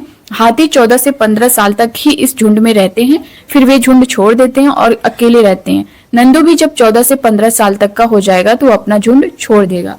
तो इस लाइन को अगर आप अच्छे से समझ लेंगे तो हाथी से रिलेटेड अगर कोई भी क्वेश्चन करेगा आपका गलत नहीं होगा। कितना भी उसमें बदलाव करेगा, इससे ज्यादा आपका कहीं उसमें ऐड नहीं किया जाएगा। तो बस इतनी चीजें आपको याद रखनी है। कहाँ के रहने वाले थे? ऑप्शन ए में दिया गया अमेरिका, बी है स्विट्जरलैंड, सी है फ्रांस, डी है इंग्लैंड। तो लुई ब्रेल जो है वो कहाँ के रहने वाले थे? तो ये जो है फ्रांस के रहने वाले थे। सी ऑप्शन जो है इसका करेक्ट आंसर हो जाएगा। यहाँ से क्वेश्चन कई बार पूछा गया है, ये जो स्क्रीन पर आप देख सकते हैं ये भी क्वेश्चन बहुत बार पूछा गया है। ब्रेल लिपि कितने बिंदुओं पर आधारित होती है, उसी से रिलेटेड 2-3 क्वेश्चन है। उसके बाद हम लोग एनसीईआरटी का पेज देखेंगे। ब्रेल लिपि जो है वो कितने बिंदुओं पर आधारित होती है? 8 या फिर 6 या फिर 4 या फिर 12। तो ब्रेल लिपि जो है दोस्तों ये 6 बिंदुओं पर आधारित होती है। बी वाला जो ऑप्शन है ये करेक्ट हो जाएगा। अब यहाँ पे मैं आपको बता दूं कि बहुत से प्रैक्टिस सेट में अगर आप देखेंगे तो वहां पे 8 आंसर दिया होगा, मगर ये गलत है। आपको एनसीईआरटी ही लेकर के चलना है। एनसीईआरटी के जो चैप्टर है उसमें जो ब्रेल लिपि टॉपिक है उसमें साफ तौर पर मेंशन किया गया। अभी हम लोग उसे जो है देख लेंगे। ब्रेल लिपि में मोटे कागज पर उभरे हुए बिंदु बने होते हैं या फिर इन्हें छूकर जो है पढ़ा जा सकता है। ये कंप्यूटर द्वारा भी लिखा जा सकता है। डी दिया गया उपरोक्त सभी। तो ब्रेल लिपि में मोटे कागज पर उभरे हुए बिंदु बने होते हैं, बिल्कुल सही है। इन्हें छूकर पढ़ा जा सकता है, बिल्कुल करेक्ट। ये कंप्यूटर द्वारा भी लिखा जा सकता है, ये भी करेक्ट है। तो डी वाला ऑप्शन आप देख पा रहे होंगे, उपयुक्त सभी, ये जो है इसका करेक्ट आंसर हो जाएगा। अब यहाँ पे आप लोग एनसीईआरटी का पेज देख सकते हैं, इसमें क्या कुछ मेंशन किया गया है ब्रेल लिपि के बारे में। लुई ब्रेल फ्रांस देश का रहने वाला था, देख पा रहे होंगे। जो पहला क्वेश्चन हम लोगों ने देखा है ये कहाँ के रहने वाले थे? फ्रांस के। जब वो 3 साल का था तब एक दिन अपने पिता के औजारों से खेल रहा था। अचानक एक नुकीले औजार से उसकी आंखों में चोट लग गई और आंखें खराब हो गई। उसे आंखों से दिखना बिल्कुल बंद हो गया। उसकी पढ़ने में बहुत रुचि थी, उसने हार नहीं मानी। वो पढ़ने के लिए तरह तरह की तरकीबें सोचता रहता था। आखिर उसने ढूंढ ही लिया एक तरीका छू कर पढ़ने का। ये बाद में ब्रेल लिपि के नाम से जानी जाने लगी। इसी तरह की लिपि मोटे कागज पर उभरे हुए बिंदु बने होते हैं। उभरे होने के कारण इन्हें छूकर पढ़ा जा सकता है। उभरे होने के कारण जो है इन्हें छूकर पढ़ा जा सकता है। ये लिपि 6 बिंदु आप देख सकते हैं, 6 बिंदुओं पर आधारित होती है। ये एनसीईआरटी की लाइन है। आजकल ब्रेल में नए नए परिवर्तन हुए हैं जिससे इसे पढ़ना लिखना और भी जो है आसान हो गया है। ब्रेल लिपि अब कंप्यूटर के द्वारा भी लिखा जा सकता है। तो ये ब्रेल लिपि से अब यहाँ से कोई भी क्वेश्चन पूछ रहा है, यहाँ पे कितना भी ऑप्शन चेंज कर रहा है, तो इससे बाहर जो है आपका नहीं जाने वाला है। ठीक है, नेक्स्ट क्वेश्चन आप लोग स्क्रीन पर देख सकते हैं। इनमें कौन कौन असम की विशेषताएं, ये भी बहुत इंपॉर्टेंट क्वेश्चन है, बहुत बार रिपीट हुआ है, तो इसके बारे में पूरी जानकारी होनी चाहिए। इससे पहले की जो क्लास मैंने दी थी उसमें क्लास 3 की एनसीईआरटी में जितना इससे रिलेटेड पॉइंट्स था उसमें मैंने डिटेल बताया है। बट यहाँ पे आप देख सकते हैं इनकी विशेषता, असम की क्या क्या विशेषताएं। यहाँ बारिश बहुत होती है, बिल्कुल करेक्ट है। यह घर जमीन से लगभग 10 से 12 फुट ऊंचे बने होते हैं, बिल्कुल 10 से 12 फुट ऊंचे बने होते हैं। अब यही आपका ऑप्शन में जो है 15 से 16 फुट दे देगा। तो अगर आप एनसीईआरटी नहीं पढ़े रहेंगे तो वहां पे गलत करके चले आएंगे। यही करता है कि इसमें से कौन सा सही नहीं है, कौन सी विशेषता नहीं है करके दे देगा, और वहां पे देगा 15 से 16 फुट दे देगा। तो आपको अगर नहीं जानकारी होगी, आप अच्छे से नहीं पढ़े रहेंगे, तो फिर ये गलती करके चले आएंगे। ठीक है, तो यही बदलाव करता है इसमें। 10 से 12 फुट होता है, आपको ये ध्यान देना है। ये घर के अंदर से भी लकड़ी के ही बने होते हैं। तो इसका डी ऑप्शन करेक्ट हो जाएगा, उपरोक्त सभी। अब यहाँ पे जो है आप लोग एनसीईआरटी का पेज देख सकते हैं।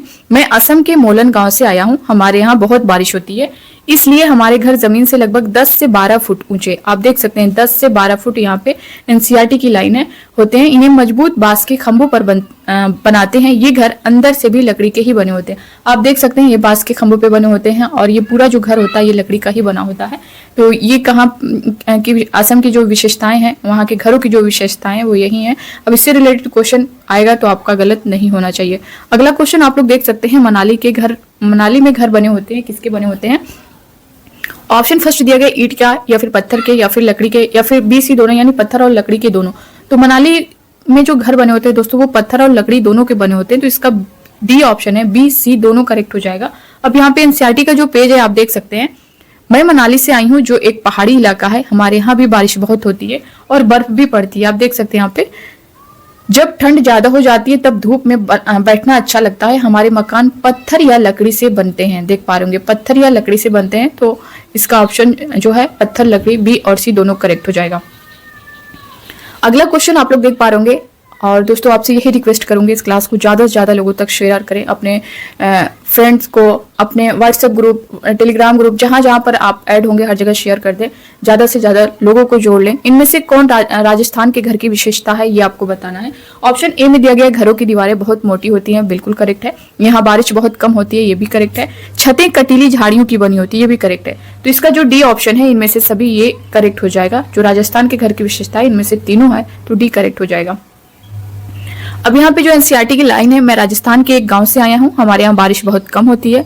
यहाँ पे जो ऑप्शन में दे सकता है कि बारिश बहुत कम होती है, ये किस राज्य की विशेषता है, तो राजस्थान होगा। और खूब गर्मी पड़ती है, हम लोग मिट्टी के घरों में रहते हैं, घर की दीवारें बहुत मोटी होती हैं, इन दीवारों को मिट्टी से लीप पोत कर सुंदर बनाया जाता है, छतें कटीली झाड़ियों की बनी होती है। अब इसका जो एक एक पॉइंट्स है ना, एक एक लाइन है ना, वही आपके ऑप्शन में दे दिया जाता है। या तो उसमें पूछ लिया जाएगा कि इसमें कौन सी विशेषता है, या तो पूछ लिया जाएगा इसमें से कौन सी विशेषता नहीं है।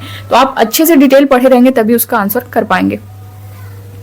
नेक्स्ट क्वेश्चन आप लोग स्क्रीन पर देख पा रहे होंगे, हाउस बोट कहाँ पाई जाती है। तो आप लोग भी अपने आंसर करिए, हाउस बोट कहाँ पाई जाती है, जम्मू कश्मीर में, या फिर जो है कर्नाटक में, या फिर गुजरात में, या फिर झारखंड में। हाउस बोट दोस्तों जो है ये कहाँ पाई जाती है, तो ये जम्मू कश्मीर में पाई जाती है। ऑप्शन ए ही इसका करेक्ट हो जाएगा। नेक्स्ट क्वेश्चन देख पा रहे होंगे, क्वेश्चन बहुत बार पूछा गया, चार चिनारी कहाँ पर है। ऑप्शन ए है जम्मू कश्मीर, और बी है कर्नाटक, सी है गुजरात, डी है झारखंड। तो चार चिनारी ये जो है कहाँ पर है, तो दोस्तों ये भी है आपका जम्मू कश्मीर में। ऑप्शन ए इसका करेक्ट हो जाएगा। इसको जो है दोस्तों चार चिनार भी बोला जाता है, चार चिनार या फिर सॉरी, चार चिनार या फिर चार चिनारी के नाम से भी इसे जाना जाता है। और यहाँ पे दोस्तों चिनार के पेड़ उगते हैं, चिनार के जो है पेड़ उगते हैं, जिसकी वजह से ही इसे चार चिनारी के नाम से जाना जाता है। ठीक है, इसे चार चिनार या फिर चार चिनारी या फिर रूपा लंक या रोपा लंक भी इसको बोलते हैं, रोपा लंक या फिर रूपा लंक भी कहते हैं। तो ये सारे जो नाम है वो भी आपको ध्यान देना है। ठीक है, जम्मू कश्मीर इसका करेक्ट आंसर हो जाएगा। अगला क्वेश्चन आप लोग देख सकते हैं, डल झील कहाँ पर है। ऑप्शन ए है महाराष्ट्र, बी है कर्नाटक, सी है श्रीनगर कश्मीर, डी है झारखंड। तो डल झील आपके कहाँ पर है, तो ये भी है श्रीनगर कश्मीर में। ऑप्शन सी जो आप देख पा रहे होंगे ये करेक्ट हो जाएगा। नेक्स्ट क्वेश्चन और आज का लास्ट क्वेश्चन है, शिकारे क्या है। ऑप्शन ए में दिया गया एक प्रकार का घर है, लकड़ी की नाव है, प्यारा सा टापू है, या फिर इनमें से कोई नहीं। शिकारा जो है दोस्तों वो क्या है, लकड़ी की नाव है। ऑप्शन बी जो है इसका करेक्ट आंसर हो जाएगा। ये जो है एक लकड़ी की नाव है जो मुख्यतः भारत के केंद्र शासित प्रदेश जम्मू कश्मीर और श्रीनगर शहर के डल झील में जो है ये प्रयोग में लाई जाती है, क्या, शिकारा। अब यहाँ पे देख भी सकते हैं एनसीईआरटी की जो लाइन है, शाम को हम सब डल झील घूमने गए, वहां हमने एक हाउस बोट देखी, शिकारे में बैठे कुछ बच्चों ने चप्पू भी चलाया, चारों तरफ नीले नीले पहाड़ और बीच में चार चिनारे। तो चार चिनारे से क्वेश्चन करे या फिर आपका डल झील से क्वेश्चन करे, शिकारा जो है ये सब आपके जम्मू कश्मीर में। खेजड़ी के जो वृक्ष है वो कहाँ पाए जाते हैं, तो वो राजस्थान में पाए जाते हैं। बहुत इंपॉर्टेंट ये क्वेश्चन है, ये बहुत बार जो है आपसे पूछा गया है, बहुत इंपॉर्टेंट क्वेश्चन है। तो जो मैं बता रही हूँ आप लोग ध्यान देते हुए चलेगा, राजस्थान में है। अब यहाँ पे एनसीईआरटी में जो मेंशन किया गया आप देख सकते हैं, खेजड़ी के बारे में जो बताया गया, खेजड़ी ये पेड़ जो है रेगिस्तानी इलाके में खूब पाया जाता है, इसे ज्यादा पानी की जरूरत नहीं होती है। इसकी लाइन, एक एक लाइन बहुत इंपॉर्टेंट है, यही आपको ऑप्शन में उठाकर दे देगा। अब इसमें क्या है कि खेजड़ी के बारे में कौन सी विशेषता नहीं है, इस तरह से क्वेश्चन कर देगा कि खेजड़ी, इसमें से कौन सी खेजड़ी की विशेषता नहीं है। तो ऑप्शन फर्स्ट में ए में मान लीजिए दे दीजिए, इसे जो है पानी की जरूरत नहीं होती है। और यहाँ पे जो लाइन है एनसीईआरटी की कि इसे ज्यादा पानी की जरूरत नहीं होती है, ऑप्शन में दे देगा कि इसे जो है पानी की ज्यादा जरूरत होती है। वो थोड़ा सा चेंज करेगा और वहां पे आप जो है मिस्टेक कर जाएंगे। इस पेड़ की छाल दवा के काम आती है, ये आपको दे देगा, सीधा उठाकर दिया भी है। इसकी लकड़ी को कीड़ा भी नहीं लगता है, अब दे देगा कि इसकी लकड़ी को कीड़ा बहुत जल्दी लग जाता है। तो आपको यहाँ पे लाइन बाय लाइन ध्यान देना है। इसी तरह अगर आप देखेंगे 7 जुलाई को जो आपका एग्जाम हुआ था, उससे पहले 21 जनवरी को जो आपका एग्जाम हुआ था, उसमें देखेंगे तो इस तरह के क्वेश्चन पूछे गए हैं। अब यहाँ पे इस पेड़ की छाल जो है दवा के काम आती है और इसकी लकड़ी को कीड़ा भी नहीं लगता है। इस पेड़ की फलियों की सब्जी भी बनाई जाती है। इसकी पत्तियां वहां पर रहने वाले जानवर खाते हैं और इसकी छाया में तुम जैसे बहुत से बच्चे खेलते भी हैं। तो ये खेजड़ी से रिलेटेड अगर क्वेश्चन करेगा ना, तो इतना जो आपकी जो लाइन दी गई है, इससे बाहर आपका एक पॉइंट भी नहीं बनेगा। सीटेट की ये क्वालिटी कह ले या जो भी कह ले, जो क्वेश्चन वो उठाता अपने सिलेबस के अंदर ही, और जो एनसीईआरटी बेस्ड है उसके बाहर से क्वेश्चन आपको नहीं देखने को मिलेगा। तो आप इतना पढ़ लेंगे, अगर मान लीजिए खेजड़ी से रिलेटेड क्वेश्चन कर रहा है तो आपका गलत नहीं होगा। सेकंड क्वेश्चन देखते हैं। अगला क्वेश्चन आप लोग देख पा रहे होंगे, ये भी बहुत इंपॉर्टेंट है, ये भी बहुत बार जो है आपसे पूछा गया है। आरटीई अधिनियम कब पारित किया गया? ऑप्शन ए में दिया गया है 2000 या फिर 2005 में या फिर 2007 में या फिर 2009 में। तो ये आरटीई अधिनियम जो है 2009 में पारित किया गया। ऑप्शन डी इसका करेक्ट होगा। अब यहाँ पे हम लोग एनसीईआरटी का पेज देख लेते हैं। यहाँ पे जो आरटीई से रिलेटेड जो डिटेल दिया गया है, क्या है आरटीई अधिनियम 2009। यह जो है 6 से 14 साल के सभी बच्चों को मुफ्त एवं अनिवार्य शिक्षा का अधिकार देता है। कौन? RTE act 2009। यहाँ पे अगला क्वेश्चन आप लोग देख पा रहे होंगे, मधुमक्खी पालने का सबसे अच्छा समय कौन सा है?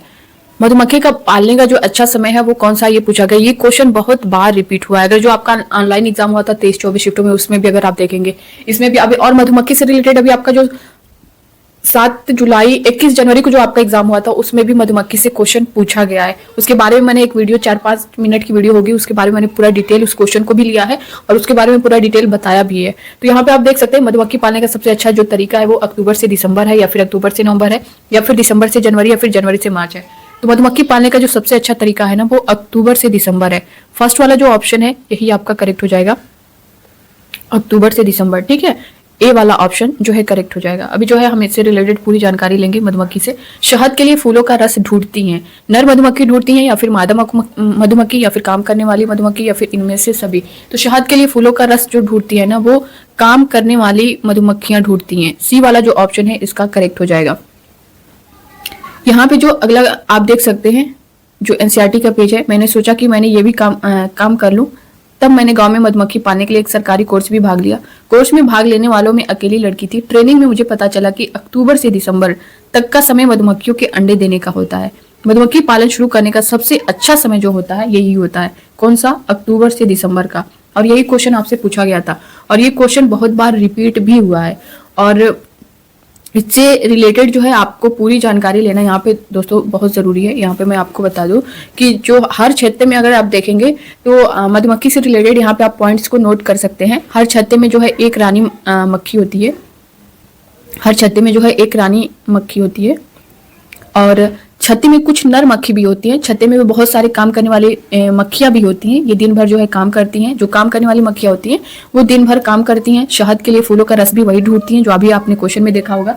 जब किसी मक्खी को रस मिल जाता है तो वो एक तरह का नाच भी करती है, जिससे दूसरी जो मक्खियां हैं उनको पता चल जाता है कि रस कहाँ पे है। वे रस जो है शहद बनाती हैं। छत्ता बनाने का काम इन्हीं का होता है, जो काम करने वाली मधुमक्खियां होती हैं, और बच्चों को पालने का भी।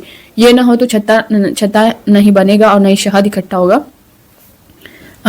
और शहद के बिना जो है छत्ते की सारी मधुमक्खियां भूखी ही रह जाती हैं। नर मक्खी छत्ते के लिए कुछ खास काम नहीं करती है।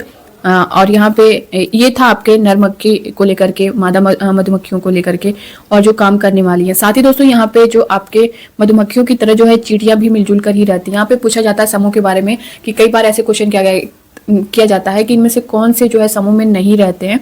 तो जो मधुमक्खियों की तरह जो है चींटियां भी मिलजुल कर ही रहती हैं। सभी चींटियों का काम बटा होता है। रानी चींटी जो है रानी चींटी जो है वो अंडे देती है। इसको आप लोग नोट कर लीजिएगा, बहुत इंपॉर्टेंट है। रानी चींटी जो है वो अंडे देती है। सिपाही चींटी जो है वो ये जो है बिल का ध्यान रखती है। और काम करने वाली चींटियां जो है भोजन ढूंढ कर बिल तक लाती हैं।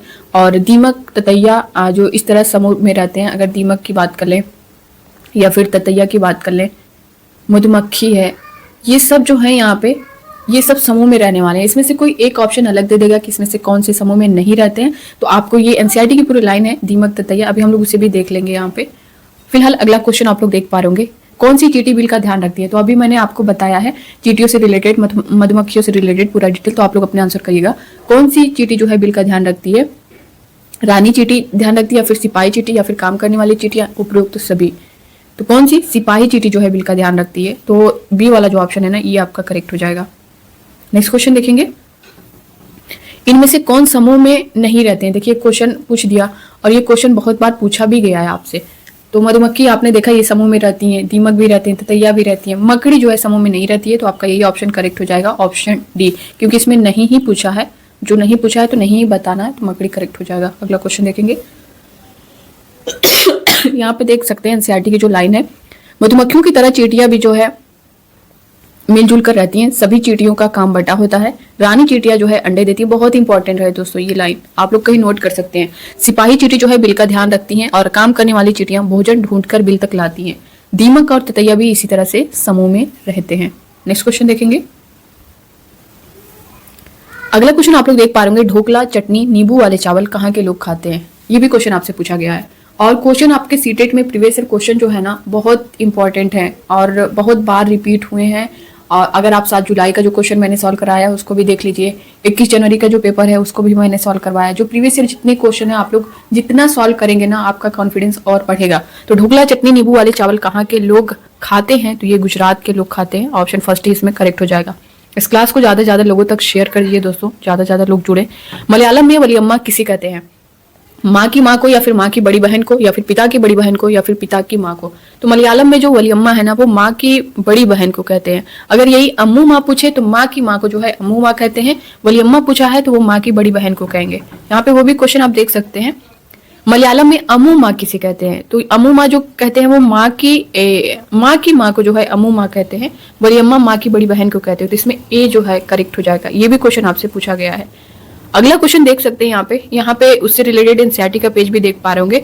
विभिन्न राज्यों की भाषा, पहनावे, भोजन और भूभागों के बारे में जानकारी इकट्ठी करने में बच्चों की मदद की जा सकती है। मलयालम में वलियम्मा माँ की बड़ी बहन को कहते हैं और अम्मू माँ जो है अपनी माँ की माँ को कहते हैं। तो ये आपका क्लियर हुआ। नेक्स्ट क्वेश्चन देखेंगे।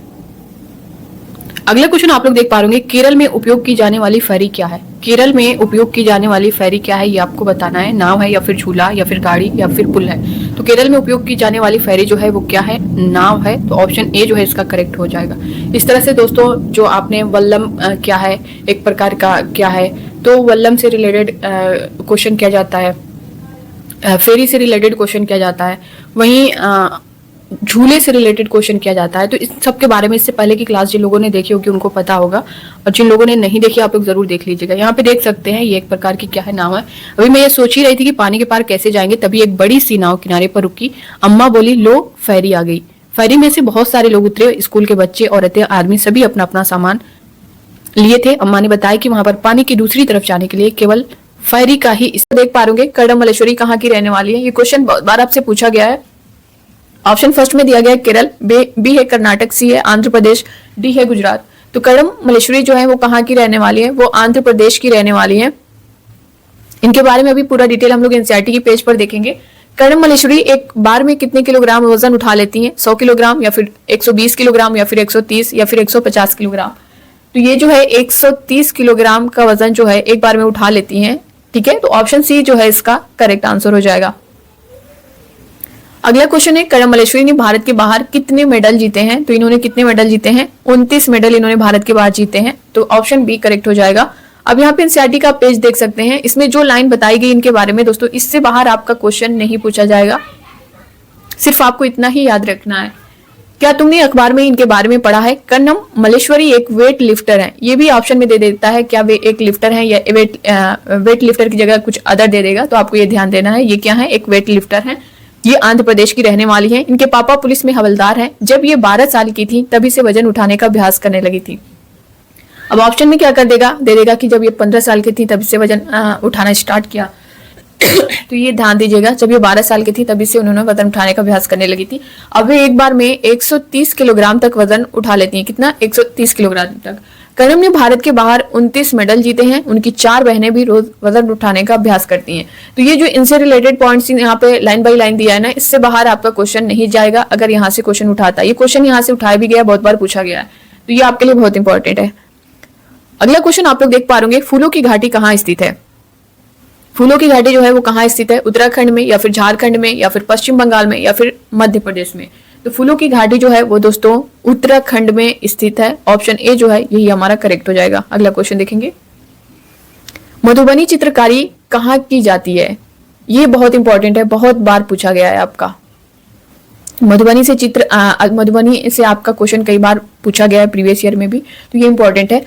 इंपॉर्टेंट तो आपके सारे क्वेश्चन ही हैं जो आपके पूछे जाते रहे हैं प्रीवियस ईयर, आप देखेंगे उठा के, जहां से बार बार सीटेड क्वेश्चन उठा रहा है, रिपीट कर रहा है उन सारे क्वेश्चन को। तो आपको इसमें ये नहीं देखना है कि कौन सा क्वेश्चन इंपॉर्टेंट है, सभी इंपॉर्टेंट है। हाँ ये है कि जो बहुत ज्यादा जहां से क्वेश्चन उठा रहा है, बार बार पूछे जा रहे हैं, तो उसको मैं बता दे रही हूँ कि हाँ यहाँ से कई बार जो है पूछा गया है। फिलहाल जो क्वेश्चन आए सभी क्वेश्चन आपके लिए बहुत इंपॉर्टेंट है। जो एनसीईआरटी का पेज है वो आपके लिए पूरा इंपॉर्टेंट है, लाइन बाय लाइन जो है आप लोग पढ़ लीजिए, समझ लीजिए, आप अच्छे से जो है ईवीएस में अच्छा स्कोर कर पाएंगे। तो मधुबनी चित्रकारी जो है वो कहाँ की है, तो दोस्तों ये है बिहार की। तो डी वाला जो ऑप्शन है ये करेक्ट हो जाएगा। अब यहाँ एनसीईआरटी का जो पेज है यहाँ पे देख सकते हैं, यहाँ दिखाए गए डिजाइन को मधुबनी कहते हैं। ये आप डिजाइन देख सकते हैं। यह चित्रकला बहुत पुरानी है, पता इस चित्रकला का नाम मधुबनी क्यों पड़ा? बिहार में मधुबनी नाम का एक जिला है। त्योहारों और खुशी के मौकों पर वहां घर की दीवारों पर और आंगन में इस तरह के चित्र बनाए जाते हैं। ये चित्र पीसे हुए चावल के घोल में रंग मिलाकर बनाए जाते हैं। तो ये भी आपके ऑप्शन में दे देता है, ये चित्र जो है पीसे हुए चावल के घोल में रंग मिलाकर जो है बनाए जाते हैं। ये भी पॉइंट आपको ध्यान देना है। अगला क्वेश्चन जो दिया गया है आप लोग स्क्रीन पर देख पा रहे होंगे, कचनार के फूलों की सब्जी कहाँ के लोगों को पसंद है? तो कचनार के फूलों की सब्जी कहाँ के लोगों को पसंद है? मध्य प्रदेश या फिर उत्तर प्रदेश या फिर महाराष्ट्र या फिर बिहार? तो कचनार के फूलों की सब्जी कहाँ के लोग खाना पसंद करते हैं, यहाँ कहाँ के लोगों को पसंद है? तो ये उत्तर प्रदेश के लोगों को पसंद है। तो ऑप्शन बी जो है इसका करेक्ट आंसर हो जाएगा। और वहीं केले के फूलों की सब्जी कहाँ के लोगों को खाना पसंद है? मध्य प्रदेश या फिर उत्तर प्रदेश या फिर महाराष्ट्र या फिर केरल? तो केले के फूलों की सब्जी जो है कहाँ के लोगों को खाना पसंद है? तो केरल के। आप इससे ट्रिक भी लगा सकते हैं, क से केले, क से केरल जो है ये यहाँ पे इस चीज से भी आप ध्यान रख सकते हैं, याद रख सकते हैं। ठीक है। अगला क्वेश्चन जो दिया गया है, सहजन के फूलों के पकौड़े कहाँ के लोग खाते हैं? सहजन के फूलों के पकौड़े कहाँ के लोग खाते हैं? तो ये है मध्य प्रदेश, बी है उत्तर प्रदेश, सी है महाराष्ट्र, डी है केरल। तो सहजन के फूलों के पकौड़े जो है वो कहाँ के लोग खाते हैं? तो ये खाते हैं महाराष्ट्र के लोग। ऑप्शन सी जो है इसका करेक्ट आंसर हो जाएगा, महाराष्ट्र। अब जो एनसीईआरटी का पेज है आप लोग यहाँ पे देख सकते हैं। तुमने फूलों का कहाँ कहाँ इस्तेमाल देखा है? क्या तुम जानते हो फूल खाए भी जाते हैं, बहुत से फूलों की सब्जी बनती है। उत्तर प्रदेश में रहने वाली फिरोजा और नीलिमा को कचनार के फूलों की सब्जी बहुत पसंद है। कहाँ के? उत्तर प्रदेश में रहने वाले। और केरल की यामिनी अपनी अम्मा से केले के फूलों की सब्जी बनाने की फरमाइश करती है। कौन? केरल में। किसमें? केले की फूलों की सब्जी। महाराष्ट्र की ममता और ओमर को सहजन के फूलों के पकौड़े बहुत पसंद है। तो ये महाराष्ट्र में सहजन हो जाएगा। तो हम लोग देख चुके हैं, एनसीईआरटी की लाइन है आपके, बहुत इंपॉर्टेंट है। हम लोग पूरी लाइन यहाँ पे दोस्तों आपका एनसीईआरटी पूरा कवर हो जाएगा इस क्लास को ले लेंगे तो। उत्तर प्रदेश का कौन सा जिला इत्र के लिए मशहूर है? फर्स्ट दिया गया है यानी ए दिया गया है कन्नौज, बी है आगरा, सी है वाराणसी, डी है बिजनौर। तो उत्तर प्रदेश का कौन सा जिला इत्र के लिए मशहूर है? तो वो है कन्नौज। ऑप्शन ए जो है इसका करेक्ट आंसर हो जाएगा। अब यहाँ पे एनसीईआरटी का पेज आप लोग देख पा रहे होंगे, इसमें क्या मेंशन किया गया है। क्या तुमने कभी इत्र की शीशी खुलने पर उसकी खुशबू का मजा लिया है? क्या तुम जानते हो इत्र की एक छोटी सी शीशी भी बहुत सारे फूलों से बनती है? उत्तर प्रदेश का कन्नौज जिला आप देख सकते हैं, उत्तर प्रदेश का कन्नौज जिला इत्र के लिए मशहूर है। यहाँ पर पास के इलाकों से ट्रकों में भर कर फूल लाए जाते हैं, फिर उनसे इत्र, गुलाब जल और केवड़ा तैयार किया जाता है। इसको भी ध्यान दीजिएगा कि उनसे जो है इत्र, गुलाब जल और केवड़ा तैयार किया जाता है। कन्नौज में इस काम में हजारों लोग लगे हुए हैं। अगला क्वेश्चन देखेंगे। अब यहाँ पे देख सकते हैं, ग्रामीण क्षेत्रों में गाय के गोबर से झोपड़ी की दीवारें और फर्श को लिपा जाता है। उन्हें किस लिए लिपा जाता है? ये बहुत इंपॉर्टेंट है, क्वेश्चन बहुत बार रिपीट हुआ है यहाँ पे। और प्रैक्टिस सेट में आप देखेंगे तो गलत आंसर भी आपको बहुत दिखेगा। तो यहाँ पे आपको ध्यान देना, जो एनसीईआरटी की लाइन है आपको उससे लेकर के चलना है। एनसीईआरटी का पेज हम लोग देखेंगे। ग्रामीण क्षेत्रों में गाय के गोबर से झोपड़ी की दीवारें और फर्श को लिपा जाता है। उन्हें क्यों? कीटों को दूर रखने के लिए, या फिर चिकना और साफ बनाने के लिए, खुरदुरा बनाकर घर्षण बनाने के लिए, या फिर फर्श को प्राकृतिक रंग देने के लिए। आप लोग भी अपने आंसर करिए। यहाँ पे दोस्तों मैं आपको बता दूं, ग्रामीण क्षेत्रों में गाय के गोबर से झोपड़ी की दीवारें और फर्श को लिपा जाता है। उन्हें चिकना और साफ बनाने के लिए। आप बहुत जगह देखेंगे, बहुत सारे अभ्यर्थियों के ये भी कमेंट आ सकते हैं, लेकिन ये नहीं है। कीटों को दूर रखने के लिए जो है दीवारों और फर्श को जो लिपा जाता है ना, वो कीटों को दूर रखने के लिए किया जाता है। तो ऑप्शन फर्स्ट जो है यानी ए वाला ऑप्शन जो करेक्ट हो जाएगा। अब यहाँ पे आप एनसीईआरटी का पेज देख सकते हैं।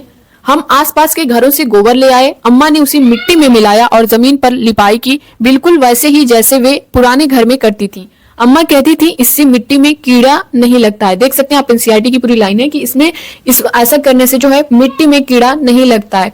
तो ये एनसीईआरटी की लाइन है। बाकी आप देखेंगे उसको प्रैक्टिस सेट में जो सॉल्व पेपर भी है, कई मैंने देखा है उसमें वो क्वेश्चन बहुत सारे अभ्यर्थियों के डाउट थे उसको लेकर के, तो उसमें गलत दिया है। जो आपका ये दिया गया है सेकंड ऑप्शन की चिकना और साफ बनाने के लिए, तो ये नहीं होगा, ये गलत आंसर है। कीटों को दो एनसीईआरटी का पेज भी देखेंगे तो वृक्ष के लकड़ियों में दीमक और कीड़े नहीं लगते हैं। किसमें नहीं लगते हैं? कीकर में भी नहीं लगता है, नीम में भी नहीं लगता है, खेजड़ी में भी नहीं लगता है। इससे पहले अगर आपने क्वेश्चन देखा होगा तो उसमें भी खेजड़ी से रिलेटेड मैंने पूरा डिटेल बताया है। तो यहाँ पे कीकर, नीम, खेजड़ी तीनों हो जाएगा, उपयुक्त सभी, यानी डी वाला जो ऑप्शन है ये करेक्ट हो जाएगा। अब यहाँ पे एनसीईआरटी का जो पेज दिया गया है आप लोग देख सकते हैं। बस अब छत बनानी रहती थी, बाबा ने लकड़ी के फट्टे जोड़ जोड़ कर एक फ्रेम बनाया और उसे चारों दीवारों पर टिका दिया। लकड़ी को दीमक न लग जाए इसके लिए नीम और कीकर की लकड़ियां इस फ्रेम पर बिछा दी। अम्मा ने पुरानी बोरियां इस पर बिछाकर मिट्टी से लेप कर दिया। आसपास के ज्यादातर सभी घर ऐसे ही बने थे, पर मुझे अपना घर सबसे अच्छा लगता था, वह बिल्कुल हमारे पुराने घर जैसा जो था। तो आप देख सकते हैं दीमक न लग जाए इस वजह से जो है नीम और कीकर की लकड़ियां यूज हुई, और खेजड़ी में भी जो है, जो खेजड़ी का वृक्ष है उसकी लकड़ियों में भी जो है कीड़े नहीं लगते हैं। तो वहां पे उपयुक्त सभी जो है आंसर करेक्ट था। अगला क्वेश्चन आप लोग देख सकते हैं, निम्नलिखित में से कौन बच्चों के लिए मजेदार किस्से, कहानियां और पत्र लिखते हैं? इनमें से कौन जो है बच्चे के लिए मजेदार किस्से, कहानियां और पत्र लिखते हैं? विष्णु चालकर, या फिर गिजूभाई बधेका, या फिर संगीता अरोड़ा, या फिर इनमें से कोई नहीं? तो कौन जो है बच्चों के लिए मजेदार किस्से, कहानियां और पत्र लिखते हैं? आप लोग भी अपने आंसर करिए। तो वो है गिजूभाई बधेका। बी वाला ऑप्शन जो है ये करेक्ट हो जाएगा। अब यहाँ पे एनसीईआरटी का पेज आप देख सकते हैं। गिजूभाई बधेका गुजरात में रहते थे। ये भी पूछ सकता है ये कहाँ के रहने वाले हैं, तो ये गुजरात के रहने वाले हैं। वे बच्चों के लिए मजेदार किस्से, कहानियां और पत्र लिखते थे। उनके द्वारा बच्चों को लिखे इस पत्र में आसपास के पक्षियों के बारे में बताया गया है। इस पत्र को पढ़ने के बाद बच्चों को अपने आसपास के पक्षियों को देखने के लिए प्रोत्साहित करें तथा उन पर चर्चा करें। तो आप देख सकते हैं गिजूभाई बधेका के बारे में। तो यहाँ पे दो ही क्वेश्चन पूछ सकता है कि गिजूभाई बधेका जो है वो कहाँ के थे? वो गुजरात के थे, और मजेदार जो है किस्से, कहानियां, पत्र लिखते थे। अगला क्वेश्चन आप लोग देख सकते हैं, कोयल अंडे कहाँ देती है? बहुत इंपॉर्टेंट क्वेश्चन है, बहुत बार रिपीट हुआ है। कोयल जो है अंडे कहाँ देती है? अपने घोंसले में, कौवे के घोंसले में, या फिर झाड़ियों में, या फिर सुनसान जगह पर? तो कोयल जो है एक बहुत चालाक पक्षी है, ये जो है कौवे के घोंसले में अंडे देती है। तो बी वाला जो ऑप्शन है ये करेक्ट हो जाएगा। क्वेश्चन बहुत बार पूछा गया है प्रीवियस ईयर, अगर आप देखेंगे तो बी जो ऑप्शन है वो करेक्ट हो जाएगा। यहाँ पे जैसा कि मैंने बताया भी है, इधर जो आपको क्वेश्चन मिलेंगे ये सारे पक्षियों से रिलेटेड है, और पक्षियों से रिलेटेड आपसे 1 से 2 क्वेश्चन पूछे जाते हैं और इससे बाहर आपके नहीं जाएंगे। कौवा अपना घोंसला कहाँ बनाता है? तो कौवा जो है दोस्तों यहाँ पे कौवा अपना घोंसला कहाँ बनाता है? चील अपना घोंसला जो है कहाँ बनाता है? और गिद्ध अपना घोंसला। कौवा और यहाँ पे मैं आपको बता दूं, कौवा, चील और गिद्ध, इनसे रिलेटेड जो है कौवा, चील और गिद्ध से रिलेटेड तीन क्वेश्चन ऐसे हैं जहां पर आप कंफ्यूज हो सकते हैं। ठीक है, तो ये आपके लिए बहुत इंपॉर्टेंट है, यहाँ पे आप लोग ध्यान दीजिएगा। कौवा जो है अपना घोंसला कहाँ बनाता है? सबसे ऊंचे पेड़ पर, सबसे ऊंचे पेड़ की ऊंची डाल पर, पेड़ की ऊंची डाल पर, या फिर सुनसान जगह के पेड़ों पर। तो कौवा अगर पूछेगा तो कौवा अपना घोंसला पेड़ की ऊंची डाल पर बनाता है, तो सी वाला जो ऑप्शन है वो करेक्ट हो जाएगा। और अगर यही चील पूछ लेगा तो चील जब पूछेगा तो पेड़ की सबसे ऊंचे पेड़ की ऊंची डाल पर जो है चील हो जाएगा। अगर सुनसान जगह की बात हो जाए, गिद्ध की बात हो जाए, तो वो सुनसान जगह के पेड़ों पर जो है अपना घोंसला बनाता है। तो ये 3 हैं जो जिसमें आप कंफ्यूज भी हो सकते हैं, कौवा, चील और गिद्ध। तो ये इसका क्लियर हो गया। कौवा जो है अपना घोंसला कहाँ बनाता है? ये पेड़ की ऊंची डाल पर बनाता है। और यही चील पूछेगा तो सबसे ऊंचे पेड़ की ऊंची डाल पर जो है चील बनाता है, और सुनसान जगह के पेड़ों पर जो है गिद्ध बनाता है। अब अगला क्वेश्चन में यहाँ पे देख भी सकते हैं, चील जो है अपना घोंसला कहाँ बनाती है? सबसे ऊंचे पेड़ पर, ऑप्शन ए में दिया गया है। बी है ऊंचे पेड़ की ऊंची डाल पर, या फिर सी दिया गया है पेड़ की ऊंची डाल पर, डी दिया गया है सुनसान जगह के पेड़ों पर। तो चील अपना घोंसला कहाँ बनाती है? ऊंचे पेड़ की ऊंची डाल पर। तो बी वाला जो ऑप्शन है यहाँ पे ये करेक्ट हो जाएगा। अगला क्वेश्चन जो दिया गया है यहाँ पे, गिद्ध अपना घोंसला कहाँ बनाता है? गिद्ध की बात करें तो ये सबसे ऊंचे पेड़ पर, या फिर ऊंचे पेड़ की ऊंची डाल पर, पेड़ की ऊंची डाल पर, या फिर सुनसान जगह के ऊंचे पेड़ों पर। तो जैसा कि मैंने बता ही दिया है, गिद्ध जो है अपना घोंसला सुनसान जगह के ऊंचे पेड़ पर जो है बनाता है। तो डी वाला ऑप्शन इसमें करेक्ट हो जाएगा। ये 3 क्वेश्चन में आप कंफ्यूज हो सकते हैं, ध्यान देना है इन तीनों को, कि कौवा जो है अपना घोंसला पेड़ की ऊंची डाल पर बनाता है, चील की बात हो तो ऊंचे पेड़ की ऊंची डाल हो जाएगा, और गिद्ध की बात हो तो सुनसान जगह के ऊंचे पेड़ पर। अगला क्वेश्चन आप लोग यहाँ पे देख सकते हैं, दार्जिन चिड़िया अपना घोंसला कैसे बनाती है। तो दार्जिन नाम से ही आप पकड़ सकते हैं, दार्जिन चिड़िया अपना घोंसला कैसे बनाती है। रुई और ऊनों से, लोहे के तार से, या फिर झाड़ियों से, या फिर अपनी चोंच से पत्तों को सी करके। तो वो जो है अपनी चोंच से पत्तों को सी करके अपना घोंसला बनाती है। तो डी वाला जो ऑप्शन है ये करेक्ट हो जाएगा। अगला क्वेश्चन है, इसका डिटेल जो है अभी पूरा हम लोग एनसीईआरटी का जो पेज है देखेंगे, इसलिए सबसे पहले क्वेश्चन हम लोग सॉल्व कर ले रहे हैं। फाख्ता अपना घोंसला कहाँ बनाते हैं। फाख्ता, इस फाख्ता से रिलेटेड भी आपका क्वेश्चन जो है बहुत बार रिपीट हुआ है, इंपॉर्टेंट है आपके लिए। कैक्टस के कांटों के बीच, मेहंदी की मेड़ में, सी है ऊंचे पेड़ों पर। तो फाख्ता जो है अपना घोंसला कैक्टस के कांटों के बीच और मेहंदी की मेड़ में बनाते, तो ए और बी दोनों करेक्ट हो जाएगा। ऊंचे पेड़ों पर नहीं, कैक्टस के कांटों के बीच और मेहंदी की मेड़ में। तो आप देखेंगे तो कैक्टस का जो देखेंगे वो भी जो है छोटा होता है, मेहंदी भी देखेंगे तो ऊंचे पेड़ पर नहीं होगा। तो ए और बी दोनों जो है ये करेक्ट हो जाएगा। नेक्स्ट क्वेश्चन दिया गया है, शकरखोरा अपना घोंसला कैसे बनाते हैं। शकरखोरा जो है ये अपना घोंसला कैसे बनाते हैं, कपड़ों के चीथड़े से, या फिर मकड़ी के जाले से, या पेड़ की छाल के टुकड़े से, तो या फिर उपरोक्त सभी। तो यहाँ पे शकरखोरा जो है अपना घोंसला कपड़े के चीथड़े से भी बनाते हैं, मकड़ी के जालों से भी बनाते हैं, और पेड़ की छाल के टुकड़े से भी बनाते हैं। तो ऑप्शन डी जो है उपरोक्त सभी ये करेक्ट हो जाएगा यहाँ पे। अगला क्वेश्चन दिया गया है, कौवा अपना घोंसला कैसे बनाते हैं। वो नरम घास से, या फिर लोहे के तार से, या फिर लकड़ी की शाखाएं से। तो ये जो है अपना घोंसला दोस्तों लोहे के तार और लकड़ी की शाखाओं से बनाते हैं। तो ए, बी और सी जो है दोनों करेक्ट होगा। तो आप ऑप्शन डी में देख सकते हैं, बी और सी दोनों ये करेक्ट हो जाएगा। अब यहाँ पे आप जो है इसका पूरा डिटेल देख सकते हैं इससे रिलेटेड। गोपाल भाई के घर वाली सड़क के किनारे बहुत सारे पत्थर हैं, इन पत्थरों के बीच काली जगह में कलचिड़ी इंडियन रोबिन, आप देख सकते हैं कलचिड़ी है, इसे इंडियन रोबिन के नाम से भी जाना जाता है, ने अंडे दिए। बच्चू भाई ने मुझे वह जगह दिखाई थी, मैंने दूरबीन से घोंसले में देखा। घोंसला घास से बना है, उसके ऊपर पौधों की नाजुक टहनी, जड़ें, ऊन, बाल, रुई सब बिछा है। कलचिड़ी का घोंसला ऐसा ही होता है, आखिर उसके बच्चों को आरामदायक घर और बिस्तर चाहिए ना। कलचिड़ी कौवे जैसी नहीं है, कौवे के घोंसले में तो लोहे के तार, आप यहाँ पे देख सकते हैं जो क्वेश्चन अभी आपने सॉल्व किया है, कौवे के घोंसले में जो है लोहे के तार और लकड़ी की शाखाएं जैसी चीजें भी होती हैं। कलचिड़ी के घोंसले में मैंने एक बच्चा भी देखा, वह जो है अपनी चोंच फाड़ कर बैठा था, उसकी चोंच अंदर से लाल थी। कुछ देर बाद कलचिड़ी कहीं से उड़कर आई और बच्चे के मुंह में कुछ रखा, शायद कुछ छोटे छोटे कीड़े होंगे। तब तक शाम हो गई, कलचिड़ी भी अब अपने बच्चों के साथ घोंसले में बैठ गई। अब इस पॉइंट को देखिएगा, क्या तुम जानते हो कोयल बहुत मीठा गाती है, आप कोयल को देख सकते हैं, पर क्या तुम्हें पता है वो अपना घोंसला बनाती नहीं है, ये अपना घोंसला जो है नहीं बनाती है, वो कौवे के घोंसले में अंडे दे देती है। कौवा अपने अंडों के साथ कोयल के अंडों को भी सीता है। तो ये बहुत इंपॉर्टेंट है, क्वेश्चन बहुत बार रिपीट हुआ है कि कोयल जो है अंडे कहाँ देती है, अपने घोंसले में दे देगा या फिर कौवे के घोंसले में। तो कौवे के घोंसले में जो है ये अंडे देती है, एक तरह से चालाक पक्षी है।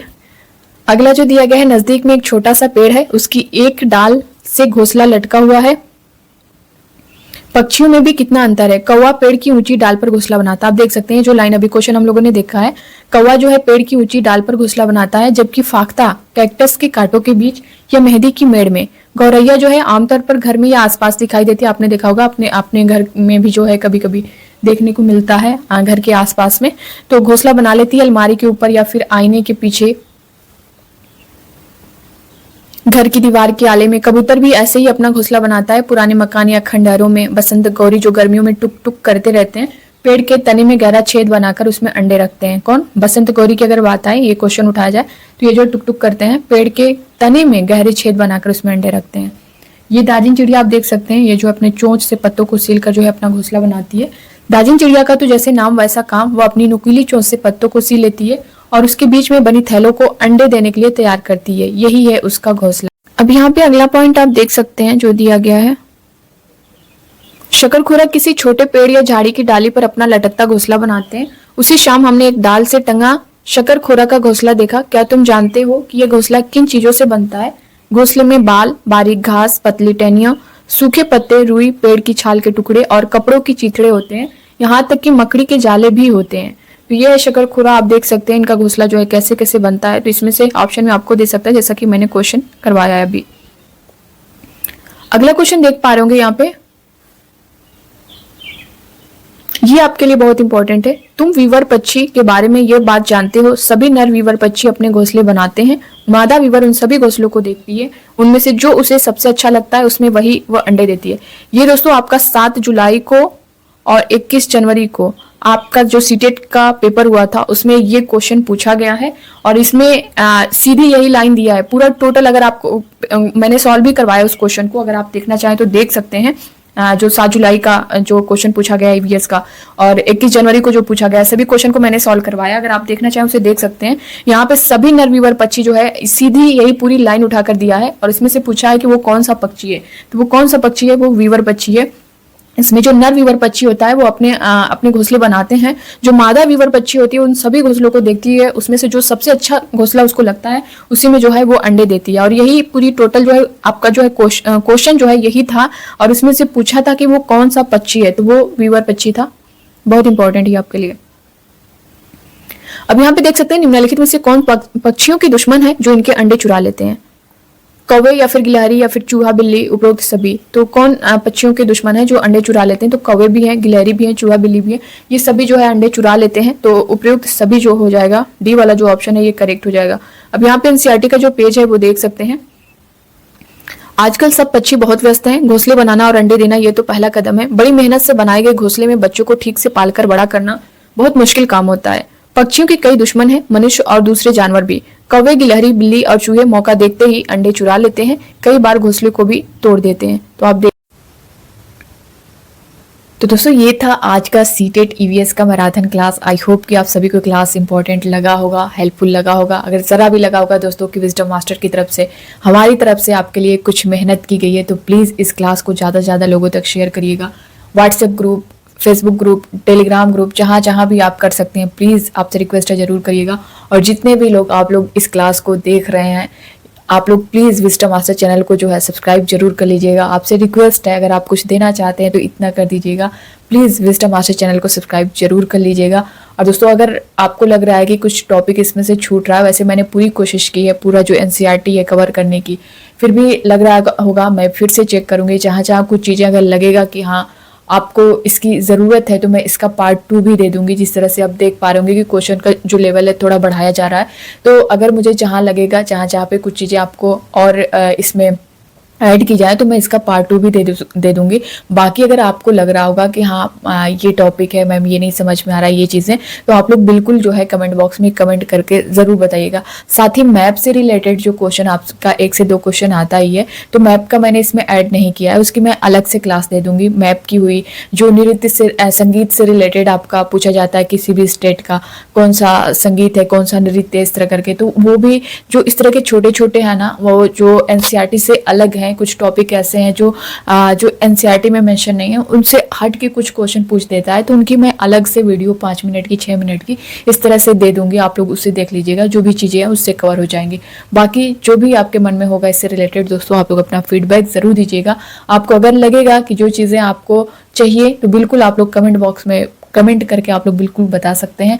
मैं आपकी पूरी हेल्प यहाँ से विजडम मास्टर की तरफ से आपको पूरी हेल्प मिलेगी इससे रिलेटेड। सारी चीज़ें फ्री में, बिल्कुल कोई भी यहाँ पे वाला मामला नहीं है।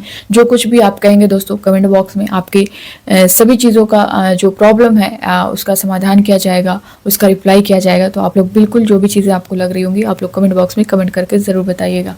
तो बस आज की इस क्लास में इतना ही। मिलते हैं अब नेक्स्ट क्लास में नई अपडेट के साथ। तब तक के लिए बाय बाय, टेक केयर, खुश रहिए, पढ़ते रहिए और सीटेट के एग्ज़ाम में एक अच्छा स्कोर करके आइएगा। Thank you.